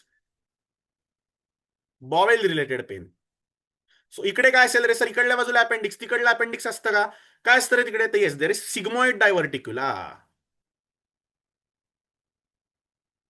plus bowel. Sir अजून काहीतरी तुम्ही विसरताय, कारण की तुम्ही सर्जन आहात कदाचित, तुम्हाला येत नाहीये. येस, मला येत नाही, कारण की तिथे ओव्हरीज सुद्धा असतात. आणि हे कुठले प्लेन्स आहेत मित्रांनो? तर ह्या दोन्ही लाईन जर बघितल्यात तर these are mid clavicular lines, these are mid clavicular lines, that mid clavicular lines, right आणि लेफ्ट. आणि हे सर दोन लाईन्स कशा मारल्या तुम्ही इकडे? सरांना लाईन मारता येते का? नाही बाबा, सरांना नाही येत लाईन मारता व्यवस्थित. तर ह्या कुठल्या लाईन्स आहेत? तर this is trans pyloric which passes through the L1 to L2 junction, and this is trans tubercular. म्हणजे ASIS जे ट्युबरकल आहे तर ASIS मधनं ती लाईन जाते, इलियाक क्रेस्ट मधनं ती प्लेन जाते L3 L4 जंक्शन. सो असं आपण ऍबडॉमिन डिवाइड केलेलं आहे. सो असं एवढं जरी लिहिलं तरी कुठल्याही ऍबडॉमिनच्या क्वेश्चन मध्ये एवढं जरी तुम्ही सुरुवातीला मीठ मसाला भरलात इंट्रोडक्शनचा की झालं, आपण पास झालो, एवढं नक्की झालं. सर्जरीच्या पेपरमध्ये ऍबडॉमिनचा पेपर क्वेश्चन आला की सर पास झालो मी, एवढंच लिहिलं तुम्ही सांगितलेलं बस. येस. सो कळलं मला. आता या गोष्टीमध्ये मला कळलं कुठल्या कुठल्या रिजन मध्ये काय काय कॉम्प्लिकेशन्स आहेत. स्कार्स मला कळले काय आहे, हार्निया ओरिफायसिस मला कळले काय आहे, कफ इम्पल्स बघितला. आता आपण प्रत्येक ते बघितलंय की हार्नियामध्ये कफ इम्पल्स कसा बघायचा, काय कसा बघायचा, ते सगळं तिकडल्या तिकडल्या मॉड्यूलमध्ये जाऊन बघावं लागेल. पण आता मला या गोष्टी इतक्या महत्वाच्या कळल्यानंतर the next thing which I am going to see is the palpation. Palpation. Sir inspection auscultation का? पहिलं ऑस्कल्टेशन का करू सर? मी का करू? का करायचं? तर लक्षात घ्या, बॉवेलमध्ये जर पेरिटोनियम इन्फ्लेम्ड असेल आणि तुम्ही त्या पेशंटचा जर ऍब्डॉमिन डायरेक्ट पाल्पेट केलं तर पाल्पेशनमुळे पेशंटला पेन होतं, आणि पेन झाल्या कारणामुळे सिम्पथेटिक सिस्टीम ऍक्टिव्हेट होते. मी काय म्हणलं? जेव्हा तुम्ही पाल्पेट करता एखाद्या पेनफुल ऍब्डॉमिन मध्ये तर पेन कॉजेस सिम्पथेटिक स्टिम्युलेशन, आणि त्या सिम्पथेटिक स्टिम्युलेशनमुळे पेशंटचा बॉवेल साऊंड गायब होतो. मग स्टेथोस्कोप लावून काय ऐकायचं? म्हणजे सगळेच पेशंटचा आपल्याला साऊंड येणार नाही. ज्यांचं ज्यांचं ॲब्डॉमिनल पेन आहे त्यांना तुम्ही पाल्पेट करायचं, जोर जोरात दाबायचे सगळीकडे, आणि मग सर ऑस्कल्टेट करते. शांत, आता अजिबात चिडायचं नाही. मी शांततेत ऑस्कल्टेट करते, एकदम ध्यान लावून मला ऐकायचंय. अरे ऐकूच येणार नाही का तुला राजा? कारण की तू ऑलरेडी इतकं दाबून दाबून पेन करून करून पेशंटचं गेले. स्वतःच्या मैत्रिणीच्या मित्राच्या रूमवर करून बघायचं आपल्याला. जोर जोरात पाल्पेट करायचं, ॲब्डॉमिन चारी क्वाड्रंट दाबून, डीप बीप इकडं तिकडं स्प्लीन लिव्हर सगळं करायचं आणि करा ऑस्कल्टेट. बघा किती साऊंड येतात. सो ऑलवेज इन्स्पेक्शन, मग ऑस्कल्टेशन, मग पाल्पेशन और परकशन. कळलं तुम्हाला? So this is one of the another trick which you can use to the patient. आता पाल्पेशन जर तुम्ही बघितलं, जर तुम्हाला माझं स्क्रीन दिसत असेल तर पाल्पेशन करताना फिंगर्सच्या पल्पनी पाल्पेट करतात. पल्प, पल्प म्हणजे काय? ऑरेंज पल्प, मँगो पल्प नाही, फिंगरचा पल्प म्हणजे this is the point. So you have to palpate the patient with this pulp. कधीही टिपनी पाल्पेट करायचं नाही. टिपनी पाल्पेट केलं की कोणालाही पेन होईल. तुम्ही पण करून बघा, स्वतःला पेन होतं. त्यामुळे always palpate with the pulp. त्यात पाल्पेशनचे दोन प्रकार असतात. काय असतात रे? तर सुपरफिशियल पाल्पेशन आणि डीप पाल्पेशन. सुपरफिशियल पाल्पेशन म्हणजे काय? तर हा तुमचा ऍब्डॉमिनल सरफेस आहे, तर फक्त मी हात ठेवून बघितलं की कुठे खूप जास्त पेशंटला पेन नाहीये ना. We don't want to cause harm to the patient. So पहिला गोष्ट स्वतःच्या डोक्यात ठेवायची, डू नो हार्म. जमत नसेल सोडून द्या, पण पेशंटचं वाईट काही करू नका. समजलं? सो पहिलं सुपरफिशियल पाल्पेशन. मी काय केलं, हे पल्प आहे यांनी फक्त ऍब्डॉमिनला जस्ट लाईटली टच केलं सगळ्या ऑल फोर क्वाड्रंट्स मध्ये. सो ऑलवेज पाल्पेट करताना फोर क्वाड्रंट पाल्पेशन करतात. काय म्हणलं मी तुम्हाला? फोर क्वाड्रंट पाल्पेशन करतात. सो क्वाड्रंट म्हणजेच फोर. क्वाड्रंट म्हणजेच फोर. कुठले क्वाड्रंट आहेत? Right upper, right lower, left upper, left lower. So patient जिथे पेन म्हणतोय, सर मला राईट लोअरला पेन होतंय, सो मला कळलं अपेंडिक्सच्या ठिकाणी जर पेन होतंय, तर तिकडच पहिल्यांदा दाबतो, तो पेशंटचा तुमच्यापर्यंत विश्वासच जाईल मित्रांनो. Always remember that patient should trust you. त्यामुळे पाल्पेशन सुरू करताना कुठं करायचं? The exact opposite quadrant. म्हणजे ह्याचा ऑपोजिट कुठला येईल रे? तर राईटचा ऑपोजिट लेफ्ट येतो आणि लोअरचा ऑपोजिट अप येतो. म्हटल्यानंतर मी पाल्पेशन कुठनं सुरू करतो? From the left upper quadrant. Relative म्हणतील, अरे ओ डॉक्टर बावटे का तुम्ही, त्याला उजवीकडे दुखतंय. त्यांना म्हणायचं थांबा, ते मला बघू देत. पण तुम्ही जर पेशंटला पहिल्यांदाच राईट आयलेक फोसामध्ये दाबलं, तर तो तुम्हाला बाकीचे ऍब्डॉमिन पाल्पेट करू देणार नाही, आणि ही चॅलेंज आहे. So always start from the opposite quadrant and then start palpating the patient. Sir superficial palpate केलं मी पहिल्यांदा. सुपरफिशियल पाल्पेशन मध्ये कुठले सुपरफिशियल लम्प्स आहेत का कळले? पेशंटला बेसिकली खूप जास्त पेन असेल तर सुपरफिशियल पाल्पेशनला सुद्धा तो कळवायला लागतो. इट मीन्स दॅट काहीतरी सिव्हिअर ऍब्डॉमिन मध्ये चालू आहे. आणि ते झाल्यानंतर डीप पाल्पेशन करतात. डीप पाल्पेशन म्हणजे काय? तर मग तेव्हा ऍब्डॉमिनल वॉल दाबली गेली पाहिजे खाली, आणि आतमधले ऑर्गन्स पर्यंत तुमचा हात गेला पाहिजे. म्हणजे रुतवायचा का हात, की समोरचा जरी पेन नसेल तर पेन होईल माझ्यामुळे, तर नाही. त्यासाठी तुम्हाला प्रत्येक पेशंटला पाल्पेट करणं गरजेचं आहे. Palpation is a skill. जर फॅट पेशंट असेल तर दोन्ही हाताने पाल्पेट करावं लागतं. म्हणजेच काय? तर हा हात पेशंटच्या ऍब्डॉमिनवर ठेवायचा आणि वरनं फिंगर्स दाबायची. हा हात दाबायचा नाही मित्रांनो. तुम्ही if you are going to press your primary hand जोरात दाबायला, जर तुम्ही त्यालाच प्रेशर लावलं तर तुमचे सेन्सेशन्स कमी होणार आहेत. बऱ्याच वेळ तुम्ही असं घट्ट मग पकडून बसा आता, किंवा घट्ट पेन पकडून बसा for maybe 15 minutes, automatically तुमचे हात नंब होऊन जातात थोडेसे. So always while putting the pressure should come from the opposite hand and your primary hand should just be feeling, that's all. So that is the knack for palpation, आणि ते palpation मी करणार आहे.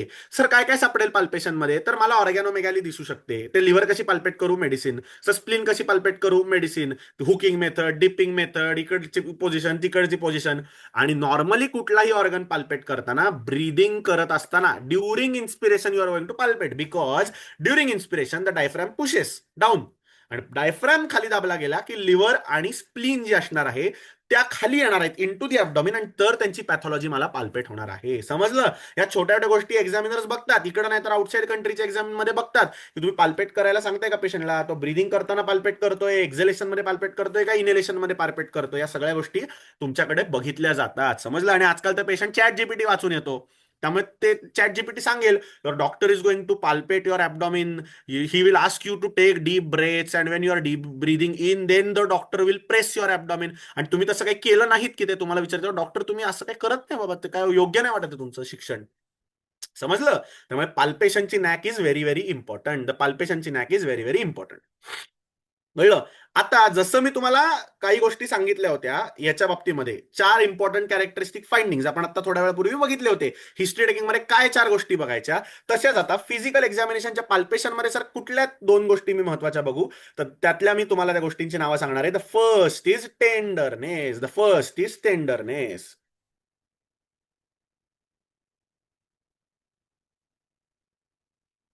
हा, first is tenderness. Second is guarding. Third is rigidity. Third is rigidity. Sir pain म्हणजे काय? पहिली गोष्ट, तर पेन इज अ कंप्लेंट. मला दुखतं आहे, it is an abnormal sensation of feeling of an or not wellbeing, that is called as a pain. जे patient मला सांगणार आहे दॅट इज पेन. मग तुम्ही काय बघणार आहात पेशंटमध्ये? तर तुम्ही आयदर टेंडरनेस बघणार आहात, गार्डिंग बघणार आहात, किंवा रिजिडिटी बघणार आहात. गार्डिंग बघणार आहात, रिजिडिटी बघणार आहात. सर टेंडरनेस म्हणजे काय? तर एक कन्सिडर करूया हा, की माझं एक किंगडम आहे छोटंसं. माझं एक किंगडम आहे आणि तुम्ही माझं आता ते किंगडम तुम्हाला मला घ्यायचंय. Same Iran US war. तुम्हाला माझ्यावर तुम्हाला माझ्या किंगडमवर कब्जा पाहिजे. तर तुम्ही काय केलं पहिल्यांदा एक 10-12 सैनिक पाठवले. आता मला ह्यातलं काहीच कल्पना नाही, आमचं मस्त चालू आहे, राज्य व्यवस्थित चालू आहे, we are enjoying our life and you send 10 soldiers to me. तुम्ही जेव्हा माझ्याकडे 10 सोल्जर्स पहिले पाठवले तेव्हा काय केलं, थोडासा हाहाकार मचला, थोडंसं काहीतरी डिस्कम्फर्ट माझ्या काही लोकांमध्ये झाला. मी अचानक माझ्या सैन्याला मला डिप्लॉय करावं लागलं आणि तुमच्या 10 सैनिकांना मला मारावं लागलं. ऑब्व्हियसली तुम्ही जिंकणार नाही, जिंकणार मीच आहे, मी तुम्हाला माझं काहीच देणार नाही. पण सांगण्याचा पॉईंट काय की इनिशियल फेजमध्ये I was unaware. It was just an initial pathology. तुम्हालाही काही माहित नव्हतं, मलाही काही माहित नव्हतं, टोटली अनअवेअर होतो. सो इनिशियली जेव्हा तुम्ही पाल्पेट करणार आहात मित्रांनो, तेव्हा पेशंटला जास्त दुखणार आहे. So when you are palpating the patient, don't look at the abdomen, look at the face of the patient. पेशंटचं चेहऱ्याचं एक्सप्रेशन बदलतंय का ते बघा. मग when you are going to palpate आणि पेशंट ओरडणार आहे, सर दुखतंय, that is tenderness. So pain on palpation it is called as tenderness. Sir पेशंटला मी पाल्पेट केलं त्याला पेन आहे, अरे राजा that is that you mean that patient is tenderness. So tenderness समजलं. सो एनी पेशंट आयुष्यामध्ये तो ॲबडॉमिनल पेन घेऊन आला पण त्याला टेंडरनेस नाहीये, तर यू कॅन बी रिलॅक्स, तुम्ही पेशंटला मॅनेज करू शकता थोडंसं रिलॅक्सली. पण कुठल्याही पेशंटला जर टेंडरनेस ॲबडॉमिन मध्ये असेल तर that patient needs to be admitted. Golden rule लक्षात ठेवायचं, तुम्हाला ऍडमिशनची गरज आहे. काही नाही निघणार, काहीच निघणार नाही ॲबडॉमिन मध्ये, पण तुम्ही ऍडमिट व्हा. कारण की काय काय आत घाणेरड्या पॅथॉलॉजीज असू शकतात which can just present as tenderness. That is problem. So पहिला पॉईंट की तुम्हाला माझ्यावर कब्जा हवा होता माय किंगडमवर, त्याच्यानंतर तुम्ही 4 सैन्य पाठवले, माझा थोडासा प्रॉब्लेम झाला, दॅट इज टेंडरनेस. फक्त दुखतंय, दाबल्यानंतर दुखतंय. मग मला समजायला लागलं अरे हे रोजच माणसं पाठवायला लागलीत मला मारायला, काहीतरी मला आता विचार केला पाहिजे. म्हणून मी काय केलं, म्हणजे सिक्युरिटी गार्ड्स डिप्लॉय करून टाकले मी बाहेर. म्हणजे काय, तर तुम्ही बाहेर आलात की बाहेरच्या बाहेर ठोकायला चालू केलं. म्हणजे काय केलं ॲबडॉमिननी, पहिलं पेरिटोनियम इरिटेट व्हायचं थोडंसं म्हणून पेशंट टेंडर टेंडर टेंडर ओरडायचा. आता काय व्हायला लागलं, ते काय म्हणलं, तू बाहेर येतोस का राजा, थांब मी माझे गार्ड डिप्लॉय केले, तू जेव्हा मला हात लावणार तेव्हा मी मसल कॉन्ट्रॅक्ट करणार. तू जेव्हा मला हात लावणार मी मसल कॉन्ट्रॅक्ट करणार. म्हणजेच काय म्हणलं, when I am going to touch the patient muscles are going to be contracted. म्हणजे तुम्हाला असं कळतं, तुम्ही हात लावलेलं पेशंट अचानक पोट टाईट करतो, अचानक पोट टाईट करतो. समजलं. आता एकदम पटकन मित्राला पण जाऊन जोरात ॲबडॉमिन मध्ये दाबा, तो अचानक पोट टाईट करेल. That is called as guarding. Guarding म्हणजे काय, that is a protective mechanism. बॉडीच्या आतमध्ये पॅथॉलॉजी चालू आहे आणि तुम्ही बाहेरून त्याला अजून ट्रॉमा करण्याचा प्रयत्न करताय. Palpation is a trauma. तर बॉडी म्हणते no no no no no, आता वेळच नाही माझ्याकडे ते बाहेरच्या गोष्टी बघायला, तुम्ही आत येऊच नका, आतमध्येच मारामारी चालू आहे, बाहेरच्या बाहेरच निपटवायचंय मला तुम्हाला. So guarding. सो गार्डिंगचे काय 2 प्रकार आले रे, तर it can B voluntary or इनव्हॉलंटरी. Voluntary or इनव्हॉलंटरी. Sir voluntary म्हणजे काय, तर इनिशियल फेजेसमध्ये तुम्ही पाल्पेट केलं की मसल कॉन्ट्रॅक्ट होतो, पाल्पेट केलं की मसल कॉन्ट्रॅक्ट होतो. पण जर तुम्ही पेशंटशी बोलायला लागलात, म्हणजेच काय झालं, आता सध्या आनंद सरांकडे बरीच काम आहेत, मी आनंद सरांना काय करते, डायव्हर्ट करते तिकडून. मी काय करते, आनंद सरांचं व्हॉट्सअप हॅक करण्याचा प्रयत्न करते, फेसबुक हॅक करण्याचा प्रयत्न करते, की माझं लक्षात तिकडे झालं की फक्त तुमचं सैन्य आल्यावरच मी माझं सैन्य डिप्लॉय करतोय, नाहीतर मी नाही करत आहे. आणि इनव्हॉलंटरी म्हणजे काय, मी तिथं काही पण करेना, मी इथं गार्ड करणारच, म्हणजे तिथे काही पण होणार. म्हणजे काय, हाऊ टू डिफरन्शिएट दॅट. तर व्हॉलंटरी गार्डिंग मध्ये काय होतं, पेशंटची गप्पा मारायच्या. काय रे कुठे काम करतोस, काय रे कुठे काम करतोस, काय चालू आहे आयुष्यात, काय चालू आहे. आपल्याला वाटतं अरे डॉक्टर बावळट आहे, त्याला ॲबडॉमिन सोडून ते पेशंटची गप्पा मारते, वाटतं काही येत नाही त्याला, आता भरकटतं diagnosis. No, he is trying to elicit the voluntary versus involuntary guarding. Voluntary guarding म्हणजे काय, तर पेशंट जेव्हा काहीच बोलत नसेल आणि मी पाल्पेट केलं की पेशंटचा मसल कॉन्ट्रॅक्ट झाला, समजलं गार्डिंग आहे. आता पेशंटची गप्पा मारायला लागलो, पेशंट जेव्हा डायव्हर्ट व्हायला लागला, पेशंट डायव्हर्ट झाला रे झाला की ऑटोमॅटिकलचं गार्डिंग कमी व्हायला लागलं. It means that yes it is less severe. मग टेंडरनेस नंतरची स्टेज झालेली आहे व्हॉलंटरी गार्डिंग. व्हॉलंटरी गार्डिंग नंतर काय झालं, मी पेशंटची गप्पा मारतोय, तो त्याचा बोलायचा प्रयत्न करतोय तरी गार्ड मारतोय. Involuntary guarding. आता end stage, Anand sir full चिडलेले आहेत, आनंद सरांना मी एवढा अटॅक केला, आनंद सरांनी डायरेक्ट ग्रेट वॉल ऑफ चायनाच उभी करून टाकली त्यांच्या किंगडम बाहेर. बसा बाहेर, काय करायचं ते करत बसा. आनंद सर काय अप्रोचेबल नाहीत. That is rigidity. रिजिडिटी म्हणजे काय, तर आता तुम्ही काहीच करा, मी पूर्ण ॲबडॉमिन कॉन्ट्रॅक्ट करून ठेवलेलं आहे, तुम्ही हात लावण्याचा प्रयत्न करा, बघाच तुम्हाला काही लागते का. So that is called as rigidity. पूर्ण ॲबडॉमिनल वॉलचे मसल्स पूर्ण स्पॅझम मध्ये जातात. काय म्हणलं मी, पूर्ण ॲबडॉमिनल वॉलचे मसल स्पॅझम मध्ये जातात. आता जेव्हा मी एखादा पेशंट बघीन रिजिडिटीचा, मी तुम्हाला फोटो काढून किंवा त्याचा व्हिडिओ करून तुम्हाला पाठवीन, पण ते शेवटी that is feel, that has to be felt. नुसतं व्हिडिओ बघून मजा येणार नाही. समजलं तुम्हाला. So that is the feel. तर that is called as guarding. आता लक्ष, that is called as rigidity. आता लक्षात घ्या मित्रांनो, काय सर्जिकल सायन्स म्हणतं, जर हा पेशंट तुमच्याकडे ओपीडीत असा आला जो टेंडर गार्ड आणि रिजिड आहे, तर involuntary guarding and rigidity is an absolute indication for doing an emergency laparotomy. You can justify this in the court of law. Sir patient rigid होता, माझ्याकडे एक्सरे पण नव्हता, युएसजी नव्हता, रेडिओलॉजिस्ट घरी झोपला होता, माझा रेडिओ टेक्निशियन फोन उचलत नव्हता, माझ्याकडे सोनोग्राफी करायला कोण नव्हतं, काय नाही, मी एकटा होतो आणि माझ्याकडे 4 स्टाफ होते, एक असिस्टंट डॉक्टर होता, मी ओपन केलं. तो भले पेशंट होते, डायरेक्ट ही माइट सकम, यू नेव्हर नो, आतमध्ये काय तुम्हाला माहित नाही. आतमध्ये ओपन केल्यानंतर काही पण घाण असेल, हे असेल ते असेल, पण उद्या जर त्या रिलेटिव्हनी तुम्हाला चॅलेंज केलं, पुस्तकं काय म्हणतात जाऊ देत, but this is to be said that involuntary guarding or rigidity can be explored directly if you don't have investigation. Again if you don't have investigations. म्हण पण माझ्याकडे सर एक्सरे इथं शेजारीच मशीन आहे, सोनोग्राफीचं मशीन शेजारीच आहे, रेडिओलॉजिस्ट तिथे उभा आहे, की सर मी प्रोब घेऊनच असा उभा आहे, प्लीज तुम्ही मला रेफरन्स द्या, मी लगेच चिकटवतो, मी लगेच चिकटवतो. तर डू इट. मी परत काय सांगितलं, तुमच्याकडे काहीच हत्यार नाहीत तुमच्याजवळ, तुमचं फक्त डोकं, तुमचा हात आणि तुमचं क्लिनिकल सेन्स आहे. तर on this basis you can explore the patient. Because रात्री 2 वाजता सर्जन तुमच्याकडे येईल ऑपरेट करायला, पण रेडिओलॉजिस्ट कधी रात्री येणार नाही, कारण की त्याला झोप प्यारी आहे म्हणून त्यांनी ती ब्रांच घेतली. As simple. समजलं? So these are the things which you should keep in mind, that you should keep in mind. So मला कळलं हे 3 महत्वाच्या गोष्टी: what is tenderness, what is guarding which is voluntary or it can turn to involuntary. हे बघा, and this is rigidity which is a board like stiffness which is a surgical emergency. Sir chief स्पर्ल म्हणजे काय sir? एक छोटी गोष्ट तुम्हाला जाताना सांगायची आहे. सर पेशंट आहे, इतका कळवळून पेन आहे त्याला, इतका कळवळून पेन आहे पेशंटला, पण मी पाल्पेट केलं, इतकं सॉफ्ट, इतकं सपल आहे, काही नाहीच सर याला, काही नाहीच सर याला, घरी पाठवून दिलं पेशंट. तुला काहीच नाही भावा, तुझा मानसिक प्रॉब्लेम आहे, तुझा मानसिक छळ होतोय, तुला पोटामध्ये काहीच नाही. तो पेशंट म्हणतो सर कालपासून दुखतंय सर, मला जेवण जात नाही सर, मला उलट्या होत आहेत सर. ऍबडॉमिन पाल्पेट केला. अरे मी सांगतोय ना काहीच नाहीये. तर लक्षात घ्या मित्रांनो, there is one condition which you are missing out in the abdomen which can cause nightmares to you आणि patient might die. That thing is called as mesenteric ischaemia. That is mesenteric ischaemia. जर bowel वॉलचा blood supply गेला, तर मित्रांनो त्याचं gangrene होऊन ते perforate होईपर्यंत काळ जातो. काळ म्हणजे काय तर 24 ते 48 तास. आणि जर तुम्ही त्याला पहिलं ट्रीटमेंट दिलीत वेळेत, काय करायचं तर ओपन करायचं, रिसेक्ट करायचं आणि तो जो क्लॉट आहे तो काढायचा, तर patients life and bowel can both be saved. The patients life and bowel can both be saved at a time. Can both be saved. जाता एक केस सांगेन तुम्हाला, लेक्चर संपल्यानंतर, संपत झालं लेक्चर, जाताना एक 5-10 मिनिटात तुम्हाला एक केस सांगेन, तर तुम्हाला समजेल त्याची इंटेन्सिटी काय आहे. So clinically silent abdomen or clinically normal abdomen with excruciating pain out of proportion to the signs, always think of a mesenteric ischemia. पेशंटला घरी पाठवू नका. पेशंटला म्हणा तुला परवडत नाही ना, तू सरकारी हॉस्पिटलमध्ये जाऊन ऍडमिट हो, पण ऍडमिट हो, कारण की तुला इन्व्हेस्टिगेट करणं गरजेचं आहे. If nothing comes out it's fine, you can go home. पण जर राजा निघालं तर तुझं आयुष्याचं एका रात्रीत होत्याचं नव्हतं होईल, आणि जे माझ्या बाबतीत मी एका पेशंटचं झालेलं आहे, आणि मी तुम्हाला ती एक्सपिरियन्स सांगेन लेक्चर संपल्यानंतर. सो येस, आता ट्रॉमामध्ये काय माहिती आहे सर? ट्रॉमा मी ऑलरेडी डिटेलमध्ये आपल्या टॉपिक्समध्ये शिकवलेला आहे. प्रायमरी सर्वे म्हणजे काय, तर कुठलाही ट्रॉमाचा जर पेशंट आला माझ्याकडे, तर त्याचं ABCD बघणं मला गरजेचं आहे. एअरवे व्यवस्थित आहे ना, तर त्याला CABCD म्हणतात. आता CABCD म्हणजे काय, तर C म्हणजे कंट्रोल ऑफ हिमरेज.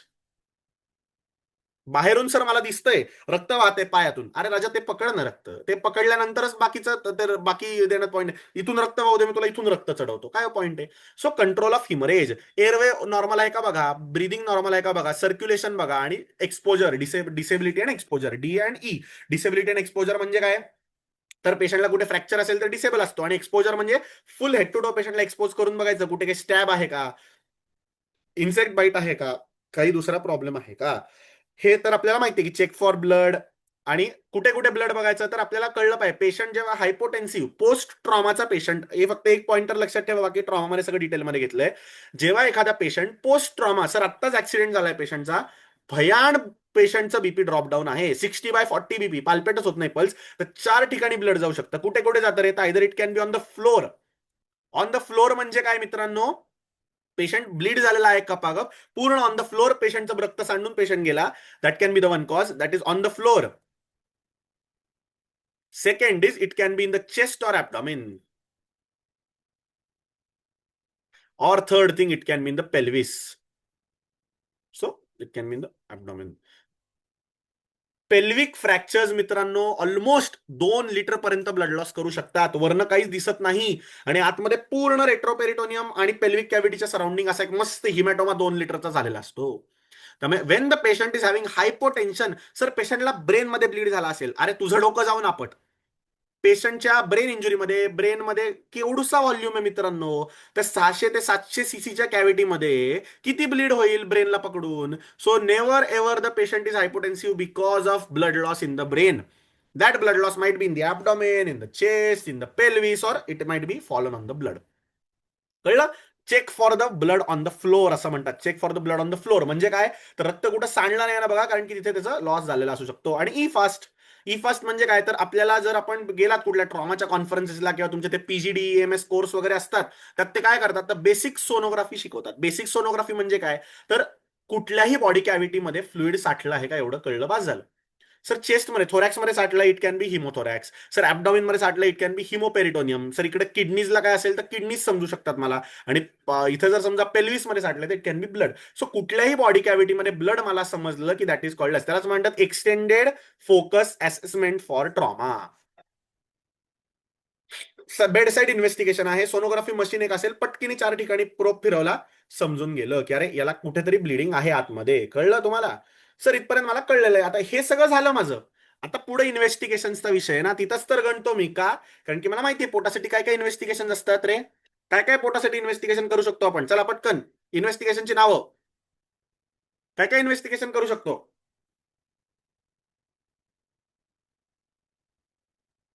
USG. अजून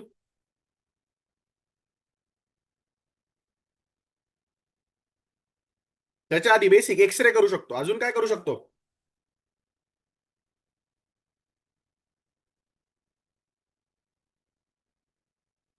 अजून काय इन्व्हेस्टिगेशन करतात पोटासाठी. स्कोपी. हम्म. स्कोपी. बरं स्कोपी. अजून काय करतात. CT scan. CT scan. अजून MRI. MRI. अजून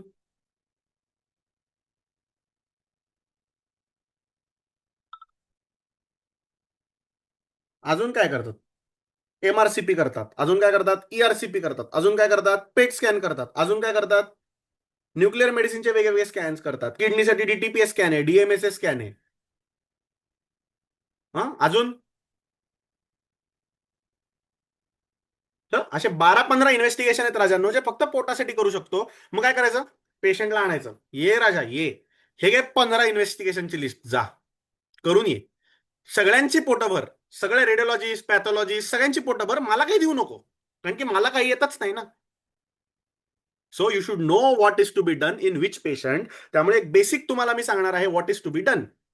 काय करायचं रे, तर काही गोष्टी बेडसाईड करू शकतो आपण. काही गोष्टी अशा आहेत की ज्या आपण बेडसाईड करू शकतो, आणि काही गोष्टी आहेत की ज्याला आपल्याला पेशंटला कुठेतरी घेऊन जावं लागतं. घेऊन म्हणजे कुठं, तर either you need to shift to the रेडिओलॉजिस्टचं centre, or you need to shift the patient to the काय म्हणू आपण त्याला, पॅथॉलॉजीसाठी लॅबला पाठवावे लागतात. सो जे बेड साईड इन्व्हेस्टिगेशन करू शकतो ते सगळ्यात पहिले आपण करणार आहोत, जे आपल्याला एक बेसिक केअरमध्ये आपण करू शकतो. पहिली काय गोष्ट करतो रे, तर येस BSL बघा. BSL बघा. आता का ते मी तुम्हाला नेक्स्ट स्लाइडमध्ये तुम्हाला सांगणार आहे.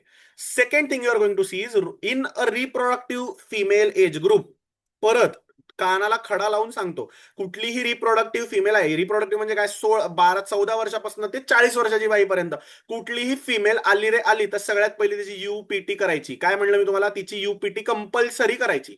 वाईट वाटू दे, राग येऊ दे, लोभ येऊ दे, का तर तिला जर समजा उद्याला काही झालं आणि तुम्ही एक्सरे केलात त्याचा, तर तुमची डिग्री गेली. UPT केल्याशिवाय तिला बाकी कुठल्याही इन्व्हेस्टिगेशनला पाठवायचं नाही. किती वेळ लागतो UPT करायला, 3 मिनिटं सुद्धा लागत नाहीत. UPT करून घ्यायची. पाहिजे किट आणून ठेवायचे, आपल्याकडे गव्हर्नमेंट सप्लाय फुकट असतो, आणून ठेवायचे. किट करा, फाईलला चिकटवा आणि पुढे जा. भले तो किट उद्या निगेटिव्ह असू दे आणि ती खरंच प्रेग्नंट पॉझिटिव्ह असू दे, पण तुम्ही वाचता because you sed that kit was negative. पण तुम्ही केलाच नाहीत, तो तुमचा गुन्हा आहे. कारण की ते पिक्चर कसं ट्विस्ट होतं, सुरुवातीला रिलेटिव्ह सांगताना त्यांना नकोही असेल तो पोरबाळ, पण नंतर ते कसं होतं, ते अपंग झालं या डॉक्टरांमुळे, मगच आम्हाला ते अबॉर्शन करावं लागलं. खूप बेकार त्रास होतो आणि तुम्ही त्या कोर्टमध्ये अडकला तर कम्पेन्सेशनमध्ये वाट लागते. त्यामुळे कुठलाही पेशंट असेल, आपण हॉस्पिटल चालू करणार असो, UPT किट्स आणून ठेवायचे. बाबा तू नको तुझा खर्च करू, मला स्वतःला वाचवायचंय. त्या 20 आणि 25 रुपयाच्या किटवर मी माझं आयुष्य वाचवीन. खड्ड्यात जा, बाकी मला घेणं देणं नाही. So as a emergency medicine officer, UPT is your handy investigation. UPT is your high investigation. Third thing is ECG. किती वेळ लागतो ईसीजी करायला? 5 मिनिटं. 5 मिनिटात ईसीजी येतो. पण जर मायोकार्डियल इन्फेक्शन असेल, काही कॉम्प्लिकेशन असतील, which is atypical presentation, even pulmonary embolism सुद्धा आपल्याला त्यातून कळतं. सो सगळ्या गोष्टी मला तिथूनच क्लिक होतात. So ECG is a mandatory investigation. आणि fourth important thing is ABG and CVC. आता ह्या इन्व्हेस्टिगेशन कदाचित तुम्ही जिथे काम कराल तिथे अवेलेबल नसतील, पण फार हँडी इन्व्हेस्टिगेशन आहेत. ऍसिड ब्लड गॅस वर आपण अख्खा एक लेक्चर घेऊ शकतो, एवढा मोठा तो टॉपिक आहे. पण बेसिक पेशंटला ऍसिडोसिस आहे का नाही, पेशंटचा अल्कलोसिस आहे का नाही, याच्यावर ना बरंचसं कळतं की पेशंट नॉर्मल आहे का ॲबनॉर्मल आहे. म्हणजे आपल्याकडे बरेच मॅलिंगरिंग करणारे पेशंट असतात. सवय असते की काही जर थोडंसं पोट दुखतंय, मी येतोच, तुम्हाला दाखवतोच. तर if the patient has perforation, obstruction, if the patient has some other pathology, jaundice, cholangitis, infection, तर ऍसिड बेस बॅलन्स थोडा तरी डिस्टर्ब होतो. पेशंटला थोडासा प्रमाणात ऍसिडोसिस वाढतं, बिकॉज ऑक्सिजन रिक्वायरमेंट वाढते, तेवढा ऑक्सिजन पुरत नाही, त्यामुळे लॅक्टिक ऍसिडोसिस जनरेट होतं. Or something or the other can be got from the clue. कारण की एबीसी जर ॲबनॉर्मल असेल तर it means that there is some problem with the body. साध्या डिहायड्रेशनमध्ये सुद्धा कंपेन्सेटरी ऍसिडोसिस होतं पेशंटमध्ये. तर अशा पेशंटला बेसिक ऍडमिट करून घ्या आणि मॅनेज करा. सो इतका लॉजिकसाठी एक ABG is important. Sir machine म्हणलं तर 2-2.5 लाखाला मशीन असतं.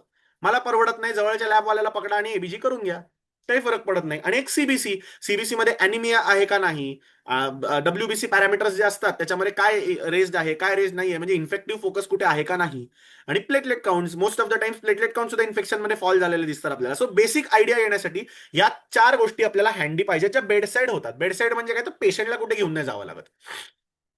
पेशंटला कुठे घेऊन जावं लागत नाही. सो या 4 गोष्टी मी ऍट एनी कॉस्ट, जर कॅज्युअलिटीमध्ये पेशंट आलेला आहे, लक्षात घ्या, रात्री 1 वाजता जेव्हा पेशंट येणार आहे कॅज्युअलिटीत, तेव्हा काहीतरी प्रॉब्लेम आहे म्हणूनच येणार आहे. रात्री 1 वाजता मी आपलं बडीशेप खाता खाता, चल डॉक्टर दिसतात, चला जाऊन भेटून येतो, खिशात थोडे पैसे जास्त पडतायत वाटतं, डॉक्टरला देऊन येतो, म्हणून रात्री 1ला पेशंट येत नाही. सकाळी आलेले पेशंट ठीक आहे, ओपीडी आलेले पेशंट त्यांनाही ते कन्व्हिनियन्सने आलेले असतात. पण इमर्जन्सी पेशंट म्हणजे काही ना काहीतरी तथ्य आहे. So always look out something, की बाबा ॲबनॉर्मल काय नाही ना वाटत आहे, मग जा. म्हणजे उद्या जर समजा पेशंट गेला दुसरीकडे आणि त्याला काहीतरी वेगळं डिटेक्ट झालं, सर मी 4 इन्व्हेस्टिगेशन केले होते, मी पेशंटला म्हणलं होतं भरती व्हायचं, तर होऊ शकतो बाबा, पेशंटची विलिंग नव्हतं, संपला विषय, आणि हे नॉर्मल होते. So you are saved. So these 4 investigation are going to save you in your practice. त्यामुळे हे 4 इन्व्हेस्टिगेशन मला ऍट एनी कॉस्ट करण्याची गरज आहे. सर बाकी बरेच इन्व्हेस्टिगेशन करत बसू का, ते तुमची मर्जी. तो पेशंट अफोर्डिंग आहे का, तुम्हाला वेळ आहे का, तुमच्याकडे तेवढा स्टाफ आहे का, नसेल तर या 4 इन्व्हेस्टिगेशन करायला एक माणूस लागतो, जे 5 मिनिटांमध्ये या सगळ्या गोष्टी होऊ शकतात. ते झालं. आता मला तुम्हाला सांगायचं आहे की what is to be done, what is to be done. आता असा जर पेशंट आला मित्रांनो, तर पहिलं तुम्ही त्याला कशात कॅटेगराईज करा, अॅक्यूट किंवा सब अॅक्यूट, आणि इकडं क्रॉनिक. सो पहिला पॉइंटर मला कळलेला आहे की पेशंट जेव्हा आला तेव्हा टेम्पोरल डिसोसिएशन मी बघितलं होतं की अॅक्यूट, सब अॅक्यूट, क्रॉनिक काय असतं. So acute should be acute, sub acute in one compartment, chronic in one compartment. Sir acute patient आहे म्हणजे मला हिस्ट्री मधनं कळलं इट इज अॅक्यूट. एक्झामिनेशन मधनं मला कुठले 2 फाइंडिंग्स कळलेत मित्रांनो, तर it can be either tenderness, और इकडे जर बघितलं टेंडरनेस और डिस्टेंशन, और second pointer which can be looked upon is it can be guarding और रिजिडिटी.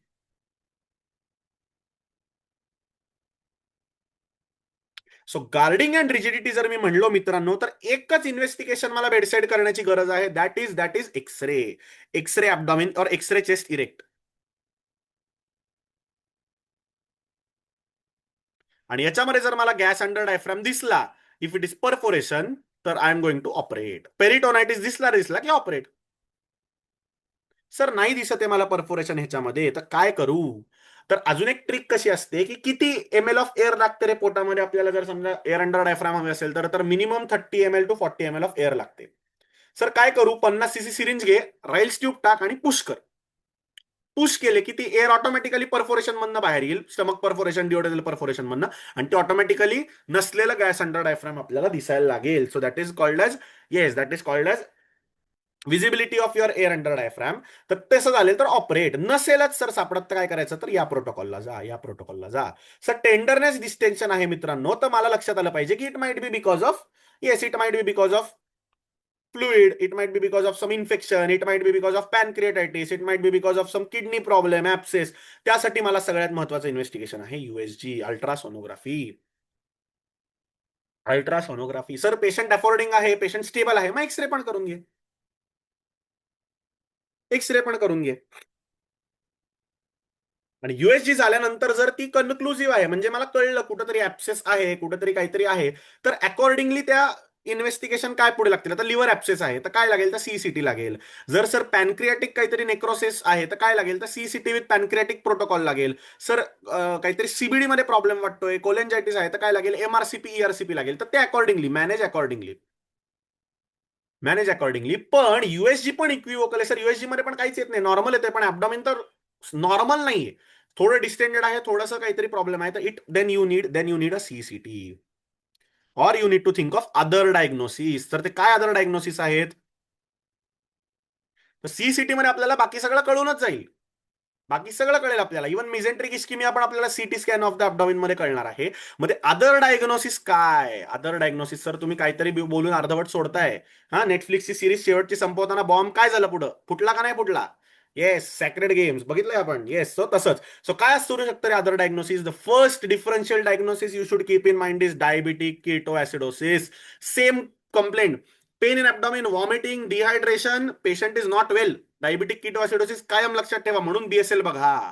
कारण की diabetic ketoacidosis can present in the same fashion. आणि बावडासारखं एक्सप्लोर करायला आतमध्ये काहीच सापडायचं नाही. So diabetic ketoacidosis should be kept in mind. Sir second important thing to B kept in mind is युरेमिया.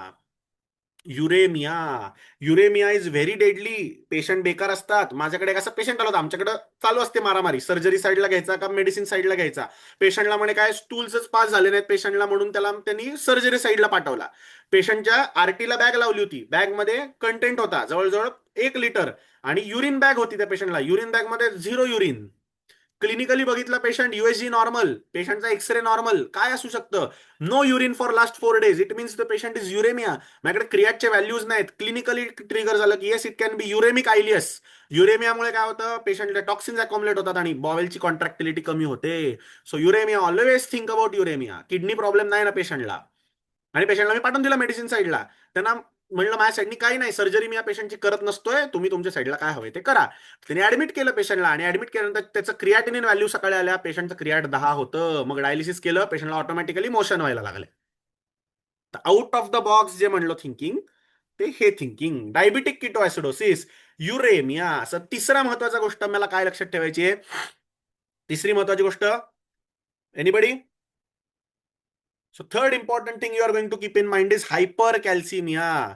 काय असतं मित्रांनो, बऱ्याच वेळेला पेशंटला कुठेतरी पॅराथायरॉइड ट्यूमर वगैरे असतो, कळत नाही. सेम ॲब्डॉमिनल पेन, कळतच नाही काय चाललंय यार, इतकं पेन कुठून, इतकं पेन कुठून आहे. सिरम कॅल्शियम बघितले सर 14, सर सिरम कॅल्शियम बघितली 13. आणि सर याची हिंट मला आधी कशी मिळू शकते, तर ईसीजी. ईसीजी आपल्याला माहितीये, क्यूटी जी वेव्ह असते, क्यूटीचा जो इंटरवल आहे, सरांनी ईसीजी मध्ये शिकवलं आपल्याला. क्यूटी जो इंटरवल आहे मित्रांनो, it is directly proportional to the calcium. More the calcium more the interval, sorry, it is inversely proportional to the calcium. More the calcium less the QT interval, आणि more the calcium opposite way. तर ईसीजीवर ना ते सुद्धा आपल्याला कळू शकतं. So hypercalcaemia. आणि फोर्थ इज पॉर्फायरिया. आपल्याकडे फार दिसत नाही, पण काय होतं मित्रांनो, पॉर्फायरिया और सिकल सेल अॅनिमिया. काय होतं, अचानक पेशंटला हायपॉक्सिक एपिसोड आल्या कारणामुळे, हायपॉक्सिया होतो पेशंटला, काहीतरी अचानक आई वडील एकदम पळापळी करायला लावतात लहान मुलांना, आणि अचानक पेशंटला ब्रेथलेस व्हायला होतं, आणि ऑक्सिजन सॅच्युरेशन कमी झालं पेशंटचं, की ऑटोमॅटिकली काय होतं, जेवढे काही सगळे आरबीसी असतात ते अचानक एकमेकांना क्लम्प व्हायला लागतात, सिकलिंग होतं. आणि सिकलिंग झाल्या कारणामुळे अॅक्यूट ॲब्डॉमिनल क्रायसिस, म्हणजे स्प्लिनचं सिकलिंग झालं, स्प्लेनिक आर्टरीमध्ये स्प्लिनच्या इकडे अचानक दुखायला लागतं. युएसजी नॉर्मल. मग 6 महिन्यांनी युएसजी केली की त्यात कळतं, अरे स्प्लेनिक इन्फार्क्ट झालाय पेशंटला, अरे लिव्हर इकडे डॅमेज झाली, अरे इथं थोडा मेजेंट्रिक इस्किमिया झालाय पेशंट. आणि हे सगळं करून सुद्धा एक महत्वाची गोष्ट करायची असते, that is per rectal exam, जे तुम्हाला आवडत नाही, म्हणूनच लोक सर्जरी घेत नाहीत. सर तिथे बोट टाकायला जमणार नाही, म्हणून मी सर्जरी घेणार नाही, म्हणूनच आमच्यासारख्यांचे धंदे चालतात. सर पीआर एक्झामिनेशन मध्ये काय करायचं, तर सर मला तुम्हाला ते शिकवायचंच नाहीये. फिशर बघा, फिशुला बघा, प्रोब टाका, खाली बघा, वर बघा, लाईट मारा. When you are going to insert your finger in your PR examination, 2 things, stools or bleed. Stools आहे का ब्लीड आहे. आणि सेकंड इम्पॉर्टंट थिंग काय बघायची आहे, तर इट इज रूमी और इट इज कोलॅप्स्ड. रूमी म्हणजे काय मित्रांनो? 1 BHK बेडरूम एवढी रूम नाही. रूमी म्हणजे काय? तर बेसिकली गॅस आहे रेक्टम मध्ये. बेसिकली गॅस आहे रेक्टम मध्ये. गॅस आहे याचा अर्थ पेशंटचा पॅसेज पेटंट आहे, गॅस पास होतोय. पण कोलॅप्स्ड आहे म्हणजे गॅस सुद्धा नाही, म्हणजे बोट टाकल्या टाकल्या पूर्ण रेक्टम असं मला चिकटून माझ्या बोटाला असेल तर it means that there is no gas, there is no fecal matter. It means that the patient is likely to be in a dynamic obstruction, ज्याच्यामुळे ऍक्च्युअली फिजिकल पॅसेजला प्रॉब्लेम झालाय. सर पेशंटला मी पीआर केलं, स्टूल्स नाही आहेत पेशंटला, पण कॅव्हिटी रूमी आहे, तर it will indicate that Rumi cavity means पेशंटचा गॅस तरी पास होतोय ना. म्हणजे याचा अर्थ काहीतरी पेशंटला डायबिटिक किटोएसिडोसिस असू शकतो, युरेमिया असू शकतो, हायपर कॅल्सिमिया असू शकतो, जेणेकरून बॉवेलचं पेरिस्टाल्सिस कमी झालंय, ज्याला आपण आयलियस म्हणतो. त्यामुळे मला कळलं गेलं पाहिजे की is it a Rumi cavity or is is a collapse cavity. आणि स्टूल मध्ये ब्लिडिंग आहे का? मी तुम्हाला म्हटलं ना मगाशी, सायलेंट ॲब्डॉमिन. काहीच सापडणार नाही तुम्हाला, कारण की तुम्ही कधी पीआर एक्झामिनेशन करायलाच शिकला नाहीत. त्याच केसमध्ये मिझेंट्रिक इस्किमियाचं जर तुम्ही पीआर एक्झामिनेशन केलं तर तुम्हाला तिथं ब्लड सापडणार आहे. स्टेल ब्लड, डार्क कलरचं ब्लड सापडणार आहे. सो बेसिक एवढ्या गोष्टी आपल्याला ऍज अ क्लिनिकल एक्झामिनेशन मध्ये आपल्याला एवढ्या सगळ्या गोष्टी येणं गरजेचं आहे. कळलं? आता एक्सरे कसा बघायचा, त्यात काय शोधायचं, या सगळ्या गोष्टी आपण आपल्या ऍपमध्ये घेतल्यात. पण बेसिक कुठले इन्व्हेस्टिगेशन मी कशाला करू हेच जर मला माहिती नाही तर मग आहे हरी हरी हरी हरी. काय करायचं? सगळ्यांना मोठीच्या मोठी चिठ्ठी लिहून द्यायची. 10,000चा पेट स्कॅन, 8,000चा MRI, 10,000चा सिटी स्कॅन, 9,000चं काय तुमचं ERCP, 20,000ची ओजीडीस्कोपी, आणि आपण टाळ्या वाजवायच्या. सगळ्यांना मजा करताना बघायच्या आणि आपण टाळ्या वाजवायच्या, कारण की आपल्याला माहितीच नसतं काय करायचंय. पहिलं आपल्याला असं वाटत असतो, पहिलं एक एक्सरे युएसजी करू, नॉर्मल आहे का? काय नाही. युएसजी नॉर्मल, चल सिटी स्कॅन, सिटी स्कॅन बरोबर काय सर, एमआरआय मध्ये पण काय नाही, पेट स्कॅन, सगळं करून देतो तो पेशंट. आणि एक क्लिनिकल क्लू फक्त सापडतो, आणि अरे तुला तर कॅल्शियम डबचा प्रॉब्लेम आहे राजा, तुला तर युरेमियाचा प्रॉब्लेम आहे राजा, तुला तर डायबिटीसचा प्रॉब्लेम आहे राजा. सो काहीतरी पॉइंट असतो. Out of the box thinking is very important when you are going to actually treat this patients. So काय काय बघायचं रे? तर इमेजिंग मध्ये मी काय सांगितलं, इमेजिंग मध्ये yes I am going to check for erect X-ray abdomen, look for gas. हे बघा दिसला तुम्हाला gas, this is your diaphragmatic dome. आणि इकडे जर बघितलं तर this is your gas, this is nothing but air under diaphragm perforation. USG is gold standard for biliary and pelvis or for trauma. ट्रॉमामध्ये आपल्याला ई फास्ट केल्यामुळे पटकन कुठे कुठे ब्लड आहे ते कळणार आहे. आणि सीटी ॲब्डॉमिन कधी करायचा? जर पेशंट स्टेबल असेल तर. Always remember, CT scan is not emergency. Patient is an emergency, CT scan is not an emergency.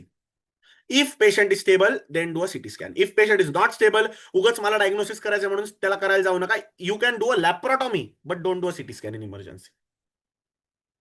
बाकी रिसस्किटेशन तर तुम्हाला ऑलरेडी IV फ्लुइड्स मध्ये वगैरे सगळं शिकवलेलं आहे की ब्लिडिंग असेल तर त्याला कसं द्यायचं, ब्लड ट्रान्सफ्यूज करायचं, काय करायचं. आपलं फ्री लेक्चर आहे, ते युट्यूबवर जाऊन बघू शकता. रिसस्किटेशन इकडे मी सांगायला मेन माझा एम नाही. माझा एम इथे एवढाच आहे की पेशंटचा सीटी कधी करायचा आणि कधी करायचा नाही. त्यात काय आलं की पुढे काय करायचं होतं तो पुढचा विषय. आणि always note that normal WBC is not always normal, म्हणून ABGA इज इम्पॉर्टंट. ABGA मध्ये सगळ्यात लवकर चेंजेस पिकअप होतात. WBC मध्ये चेंजेस यायला 12 to 24 आवर्स लागतात. आणि तेच चेंजेस टिपिकली फॉर चेस्ट, म्हणजे तुम्हाला निमोनिया झाला तर निमोनियामध्ये सगळ्यात पहिली गोष्ट जी चेंज होते ती ABGA होते.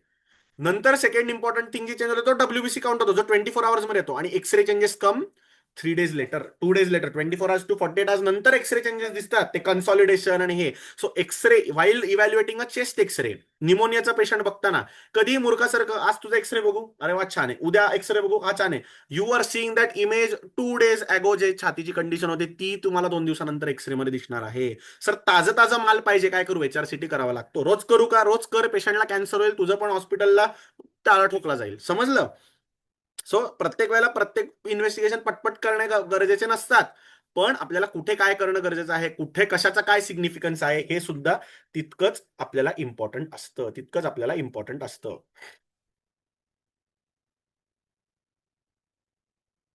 सो आता मला कळलेलं आहे काय रे टेक होम. तर पहिल्यांदा आपल्याला ऑरा जो आहे तो इम्पॉर्टंट आहे पेशंटचा. नुसता पेशंट बघून आपल्याला कळलं आहे. IAPP म्हणजे always inspection followed by auscultation followed by palpation and percussion, आणि digital rectal examination is always mandatory. आपल्याला कळलं 4 पॉइंटर्स इन हिस्ट्री टेकिंग आपल्याला कळलेले आहेत. 4 pointers in history taking, 4 alarming signs. काय होतं रे? जॉन्डिस.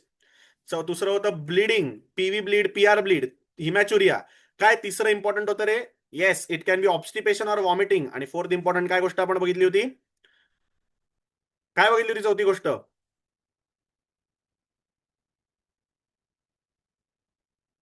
PV या PR ब्लीडिंग. झालं ना, पीव्ही ब्लीड झालं, पीआर ब्लीड झालं, ऑब्स्टिपेशन झालं. हिमॅच्युरिया.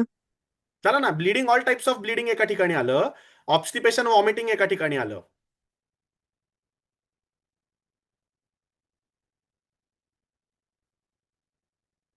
Yes, so system wise haematuria, PV और पीआर ब्लीड, जॉन्डिस आणि ऑब्स्टिपेशन. कळलं?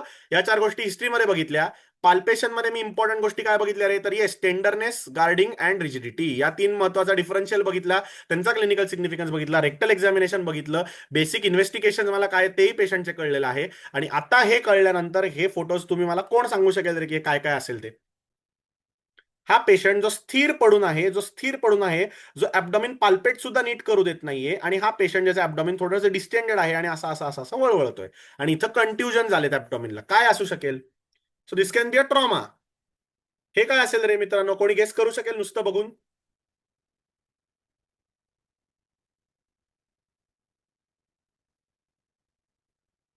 एनीबडी?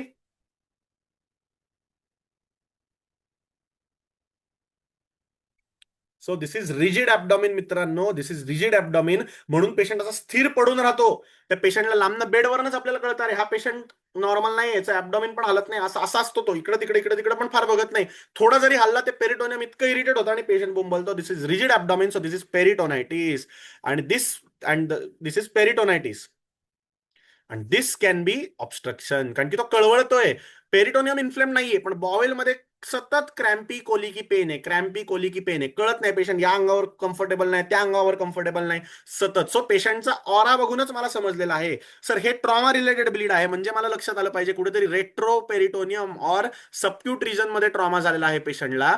रेट्रो पेरिटोनियम म्हणजे पॅनक्रिएटिक इंजुरी असेल, किडनी इंजुरी असेल, या सगळ्याचं ब्लीडिंग ऍब्डॉमिनल वॉलमध्ये ट्रिकल डाऊन होतं आणि अम्बिलिकसच्या आजूबाजूला येऊन साचतं.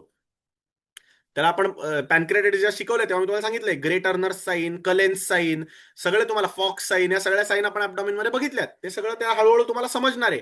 पण हे सगळ्याचं एकत्रीकरण म्हणून this lecture is going to work out for you. कळलं इथपर्यंत सगळ्यांना? जाता एक केस सांगतो तुम्हाला, म्हणजे थोडंसं तुम्हाला पण काहीतरी इंटरेस्टिंग वाटेल. So there was this patient. एक पेशंट आली होती माझ्याकडे. तिला बाकी सगळं तिचं मी इन्व्हेस्टिगेट केलं. पेशंटचं फक्त तिचं क्रिएटिनिन थोडंसं डिरेंज होतं पेशंटचं, आणि एबीजे खराब होता. पेन इन ऍब्डॉमिनची पेशंट होती. आम्हाला झालं ठीक आहे, क्रिएटिनिन डिरेंज दे, मेडिसिन साईडला आपण पाठवू शकतो. We can refer this patient to the medicine side. पण आम्ही पाठवली नाही. का नाही पाठवली मित्रांनो? कारण की पेशंटचं सेम फीचर आम्हाला एक जाणवलं की पेशंटचं pain is disproportionate to the characteristics of the patient. म्हणजे काहीतरी गडबड आहे पेशंटची, आणि जे आम्हाला दिसतंय पेशंटला ते मात्र ऍब्डॉमिन काही सांगत नाहीये. तर त्यासाठी आम्ही काय केलं ना, पेशंटचं परत थरो इव्हॅल्युएशन केलं, आणि पीआर फाइंडिंग जे एक ज्युनियर मिस करतो ते आम्ही करून बघितलं. सो ते केल्यानंतर आम्हाला एक गोष्ट जी जाणवली, तर पेशंटला पीआर मध्ये ब्लिडिंग होतं. काय असू शकेल रे पेशंटला? काय असेल?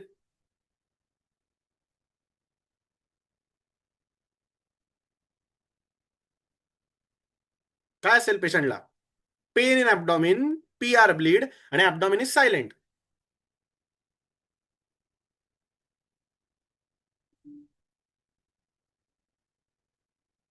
अरे काय असेल?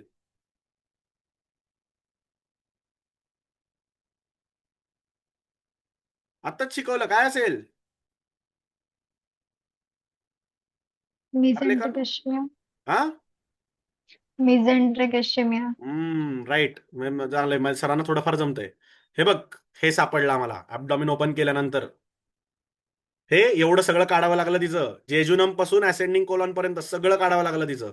So this is the jejunum and this is the ascending colon. पूर्ण सुपिरियर मिझेंट्रिक आर्टरी थ्रॉम्बोज झाली होती, आणि एवढं सगळं गँग्रेनस बॉवेल आम्ही काढलं. शी कुडंट लिव्ह. नंतर एक 2-4 दिवस जगली, नंतर शॉर्ट बॉवेल सिंड्रोम आणि या सगळ्या गोष्टींनंतर मग तिचे हळूहळू डिटोरिएट व्हायला लागली. परत आयसीयू मध्ये शिफ्ट करावं लागलं, आणि patient eventually passed away. This is very deadly condition. आणि म्हणली मला 4 दिवसापासून पेन होतं. 4 डॉक्टरांनी बघितलं, काही नाही, गोळ्या औषध घ्या म्हणून घरी पाठवलं. पीआर ब्लीडची हिस्ट्री होती का पेशंटला? तर ऑपरेट झाल्यानंतर पेशंटला विचारल्यावर तिने सांगितलं, हा सर कधीतरी थोडंसं असं डार्क कलरची मला एक दोनदा स्टूल झाल्या होत्या. म्हणजे काय प्रॉब्लेम झाला मित्रांनो, आपल्यातलेच ते डॉक्टर होते, त्यांना का नाही कळलं हे? जर आधी कळलं असतं तर वाचली असती ना बिचारी. But she couldn't be saved because एवढं बॉवेल काढल्यानंतर कोण जगणार? एवढं सगळं गँग्रीन, एवढं सगळं इशिमी असल्यानंतर कोण जगणार आहे? So very difficult. पण या गोष्टी आत्ताच आपल्याला इन्कल्केट झाल्या फायनल इयर आणि या सगळ्या गोष्टी. तर म्हणतो आपण संस्कार जसे होतात बाळावर, की जन्मता जन्मता जेवढं करता येईल तेवढंच आपण जन्मल्यानंतर करू शकतो. नंतर 40 वर्षाचा घोडा झाला की काय त्याला सांगून उपयोग आहे? त्याचे जे बेसिक अपब्रिंगिंग असतं ते तसंच राहतं. सेम प्रिन्सिपल अप्लाइज हिअर, की आत्तापासून चांगले संस्कार लावून घ्या, बेसिक एक्झामिनेशन बघा, क्लिनिकल पॅरामीटर एआय येऊ देत, तुमचे रेडिओलॉजिस्ट किती पण मोठे बनवून देत, तुमचे बाकी पॅथॉलॉजिस्ट किती पण मोठे बनवून देत, पण clinical judgement is always important. प्रत्येक रेडिओलॉजिस्ट त्याच्या रिपोर्टवर खाली लिहून देतो, काइंडली कोरिलेट क्लिनिकली. प्रत्येक तुमचा हिस्टोपॅथवाला माणूस असतो, तो तुम्ही ट्युमर सुद्धा त्यांनी डायग्नोस केला तरी तो काइंडली लिहून देतो, काइंडली को रिलेट क्लिनिकली. तिसरं, तुमचं एआय सुद्धा तुम्ही कुठलेही प्रश्न विचारा खाली तर सांगतं, kindly consult a doctor and let him को रिलेट क्लिनिकली. म्हणजे शेवटी तुम्हीच असता त्या फाशामध्ये अटकलेले, तुम्हीच लटकणार आहात, तुम्हीच अडकणार आहात आणि शेवटी तुम्हालाच डायग्नोस करायचं आहे. आणि पेशंटचा सिटी स्कॅन जरी रेडिओलॉजिस्टनी केला, पेशंटचा पेट स्कॅन जरी न्यूक्लिअर रेडिओलॉजिस्टनी केला, पेशंटचा पॅथॉलॉजिस्टनी जरी त्याचं ब्लड काढलं, पेशंटला टेक्निशियननी जरी त्याचा एक्सरे शूट केला, तरी पेशंट पाय तुमचेच येऊन धरणार आहे. Because you are going to be the boss who is going to unite everybody. तुम्ही जेव्हा सांगाल याचा सिटी स्कॅन करत, तेव्हाच तो करणार आहे. रेडिओलॉजिस्ट नाही बसणार तुमच्या ओपीडीला येऊन की आता याचा मला गरज आहे, मी याचा सिटी स्कॅन करतो. त्यामुळे मला कळलं पाहिजे कुठे पेशंटचा सिटी गरजेचं आहे, कुठे एक्सरे गरजेचं आहे. Because you are going to be the hero of the story. आणि बाकीचे सगळे तुमच्यासोबतचे जे आहेत ते आयदर तुमचं कुठेतरी साईड रोलचे ऍक्टर आहेत किंवा तुमचे मागचे जे आहेत पडदे आहेत, आणि विलन फक्त इथं डिसीज आहे. The disease is the villain आणि we all are fighting against it. पण मेन हिरो तुम्हीच आहात. So be the Baahubali for the patient and try to save maximum amount of patients how much ever you can. की doubts आहेत का इथपर्यंत? So आता आपण जसं ठरवलेलं आहे तशी लेक्चर सिरीज आपण आता इंट्रोड्यूस करणार आहोत पर ह्याला, म्हणजे एव्हरी संडे, म्हणजे at least 2 Sundays from a month. आत्ता असा आपला प्लॅन आहे, त्याचे एक बेसिक शेड्यूल पण तयार आहे. मी तुम्हाला दाखवतो, स्क्रीनशॉट हवे तर काढून घ्या. 1-2च मिनिटं फक्त थांबा, ते मी तुम्हाला पाठवतो. ते तुम्ही सगळं एकदा शेड्यूल बघा. आपलं मोस्टली सेकंड आणि फोर्थ संडेला आता आपला प्लॅन आहे की आपण we are going to plan it accordingly. So कसं होईल, तुम्हाला पण तुमचाही टच राहील. तुम्ही पण व्हिडिओज बघाल 2 आठवड्यात. तुम्हाला काही डाऊट्स आले तर you can come back to me and you can discuss. तुमचे आपण डाऊट्स डिस्कस करू. तुमच्याकडे काही इंटरेस्टिंग केसेस असतील तर त्या डिस्कस करा. तुम्ही क्लिनिक्सला जाणार आहात. सो टेक्निकली आपण सगळेजण एकमेकांसोबत एक चांगली कम्युनिटी बिल्डअप करूया. So by the time you pass out, तुम्हाला बऱ्याचशा गोष्टींचे छान एक्सपिरियन्स सुद्धा आलेले असतील. सो तुम्हाला मी हे दाखवतो, ती तुम्हाला मी ते पीडीएफ सुद्धा पाठवणार आहे. पण बेसिक आपलं शेड्यूल कसं असेल, आणि त्यात सगळे आपण टॉपिक्स कव्हर करतोय, फक्त सर्जरीच नाही. तर we are going to plan to cover medicine as well. Medicine झालं, गायनॅक झालं, पिडियाट्रिक झालं, आपण सगळंच कव्हर करण्याचा प्रयत्न करणार आहोत. एकच मिनिट. सो हे आपलं बेसिक शेड्यूल आता पुढच्या ऑक्टोबर पर्यंतचं आता सध्या प्लॅन शेड्यूल आहे. त्यातलं अॅक्यूट ॲब्डॉमिन काही कारणास्तव मला 26ला जमणार नव्हतं, म्हणून मी ते आत्ताच घेतलेलं आहे. त्यामुळे 26ला जर लेक्चर, एकच मिनिट सॉरी, जर 26ला लेक्चर असेल तर आपण सांगू, नसेल तर त्याच्यानंतरचं जे काही आहे तेव्हापासून आपलं लेक्चर चालू होणार आहेत. स्क्रीन दिसतोय सगळ्यांना? सो स्क्रीनशॉट घ्या काढून. बाकी तुम्हाला डिटेल्स सगळ्या गोष्टी आम्ही तुम्हाला सांगूच जसं येईल तसं. सो पीआर ब्लीड एक आपल्याला बघायचं आहे, इम्पॉर्टंट आहे. पीव्ही ब्लीड प्रेग्नन्सी बघायचं आहे. ब्रेथलेस पेशंट कार्डियक कॉज आहे का, पल्मोनरी कॉज आहे का, अजून कुठला कॉज आहे, फार महत्वाचं आहे. जॉन्डिस, सर्जिकल जॉन्डिस आहे का, मेडिकल जॉन्डिस आहे. ट्रॉमाचा पेशंट आला तर मला काहीच माहित नाही, कसं मॅनेज करू. PV bleed, gynaec related causes, post menopausal female, bleeding थांबतच नाही, सगळ्यांची हिस्टेक्टॉमी करायची का, माहिती पाहिजे. लिम्ब स्वेलिंग, सर कुठला सर्जिकल कॉज आहे, कुठला मेडिकल कॉज आहे, कुठला हायपोप्रोटीनिमिया आलाय, कुठला सेल्युलायटिसमुळे आलाय, कुठला डीव्हीटीमुळे आलेला आहे. सर अल्टर्ड सेन्सोरियम, ब्रेनमध्ये प्रॉब्लेम आहे का, बॉडीमुळे मेटाबॉलिक प्रॉब्लेम आहे. वेगळे वेगळे स्वेलिंग्स, ब्रेस्ट लम्प्स आणि swellings. Sir acute scrotal pain, 10 वर्षाचं पोरगं येतं, 15 वर्षाचं पोरगं येतं, पेन इन टेस्टिकल, आपल्याला समजतच नाही काय, पेशंट 6 तासाच्या पिरियडमध्ये नसतो, testes black direct, because patient is having torsion testes, माहितच नसतं कसं मॅनेज करायचं. आणि लास्टली आपण एक ग्रँड वायवा स्पॉटर्स, म्हणजे वेगळे वेगळे x-rays, important x-rays, MRI images, CT images, basic CT scan कसा बघायचा, या सगळ्या गोष्टी आपण प्लॅन करू. मध्ये पण जर मला कधी वेळ मिळाला, कोणी चांगलं माझा कलिग असेल, कोणी if is ready to explain about some radiological thing, तर आपण ते सुद्धा लेक्चर अरेंज करू की बाबा सिटी स्कॅन कसा वाचायचा, MRI कसा वाचायचा, बेसिक ऑर्गन्स कसे बघायचे. We can learn from the experts. Obviously will be more than happy. आणि आपले सबस्क्रिप्शन लकीली वॉर आता सध्या सीज फायर झाल्या कारणामुळे आपले रेट्स वाढले नाही आहेत. सो अजून काही दिवस हे रेट्स असतील. ज्यांना ज्यांना सबस्क्राईब करायचं त्यांनी आता करून घ्या. तुम्हाला वाटलं की नाही सर मला सबस्क्रिप्शन अजून थोड्या दिवसांनी ऍक्टिव्हेट करायचं आहे, तर within 20 days you can activate it any time. So everybody is now I think passed and entered into final year. Beautiful journey from here on. एकदम आता क्लिनिकल ओरिएंटेशन झालेलं आहे सगळं. ते सगळ्या गोष्टी मागे सोडलेल्या आहेत आपण. सगळ्याच्या थेरी करायच्या होत्या, पण त्याच या सगळ्या गोष्टींमध्ये लागणार आहेत. So hopefully you will enjoy the sessions. काही डाऊट्स असतील तर व्हॉट्सअपवर मला मेसेज तुम्ही करूच शकता. I am available any time आणि तुम्ही कधी मला मेसेज करू शकता. माझा नंबर 7588230098. हवा असेल लिहून घ्या. व्हॉट्सअपवर मेसेज केला कधी, आय एम ऑलवेज देअर. ठीक आहे. होप सर तुम्हाला. हा सर बोल. हा बोल. हा ती पेशंट इंटेस्टाईन काढल्यानंतर पण जगणार नव्हतीच, मग ते का काढलं? पण चान्स असतो ना. माझ्याकडे आहेत पेशंट. माझा एक पेपर आहे. 100 असे केसेस मी केले, त्यातले आता 15 पेशंट जगलेत. मग याचा अर्थ प्रयत्न नाही करायचे का?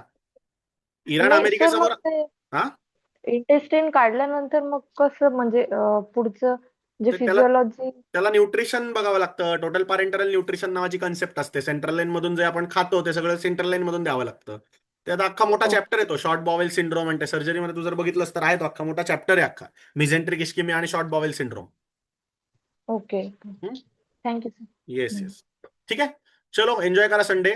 भेटूया आता पुढचे लेक्चर. ते तुम्हाला टायमिंगला 10 मेला तर नक्की लेक्चर आहे. 26 एप्रिलला दुसरं काही घ्यायचं आहे का ते आपण ठरवूया. जर शक्य असेल घेऊ, नसेल शक्य तर विल स्टार्ट फ्रॉम 10th मे. तुमच्या फ्रेंड्समध्ये पण हे सगळं सर्क्युलेट करा जे कोण असतील इंटरेस्टेड. तर these lectures are exclusively for our subscribers only. Free lectures नाही आहेत ही. जे लोक सबस्क्राईब झालेत त्यांना सगळ्यांना लिंक्स ऑटोमॅटिकली तुमच्या व्हॉट्सअपला येतील आणि तुम्हाला त्या प्रायव्हेट लिंक असतील त्या जॉईन कराव्या लागतील. ठीक आहे. चलो, thank you for attending the lecture. Till then take care and bye bye.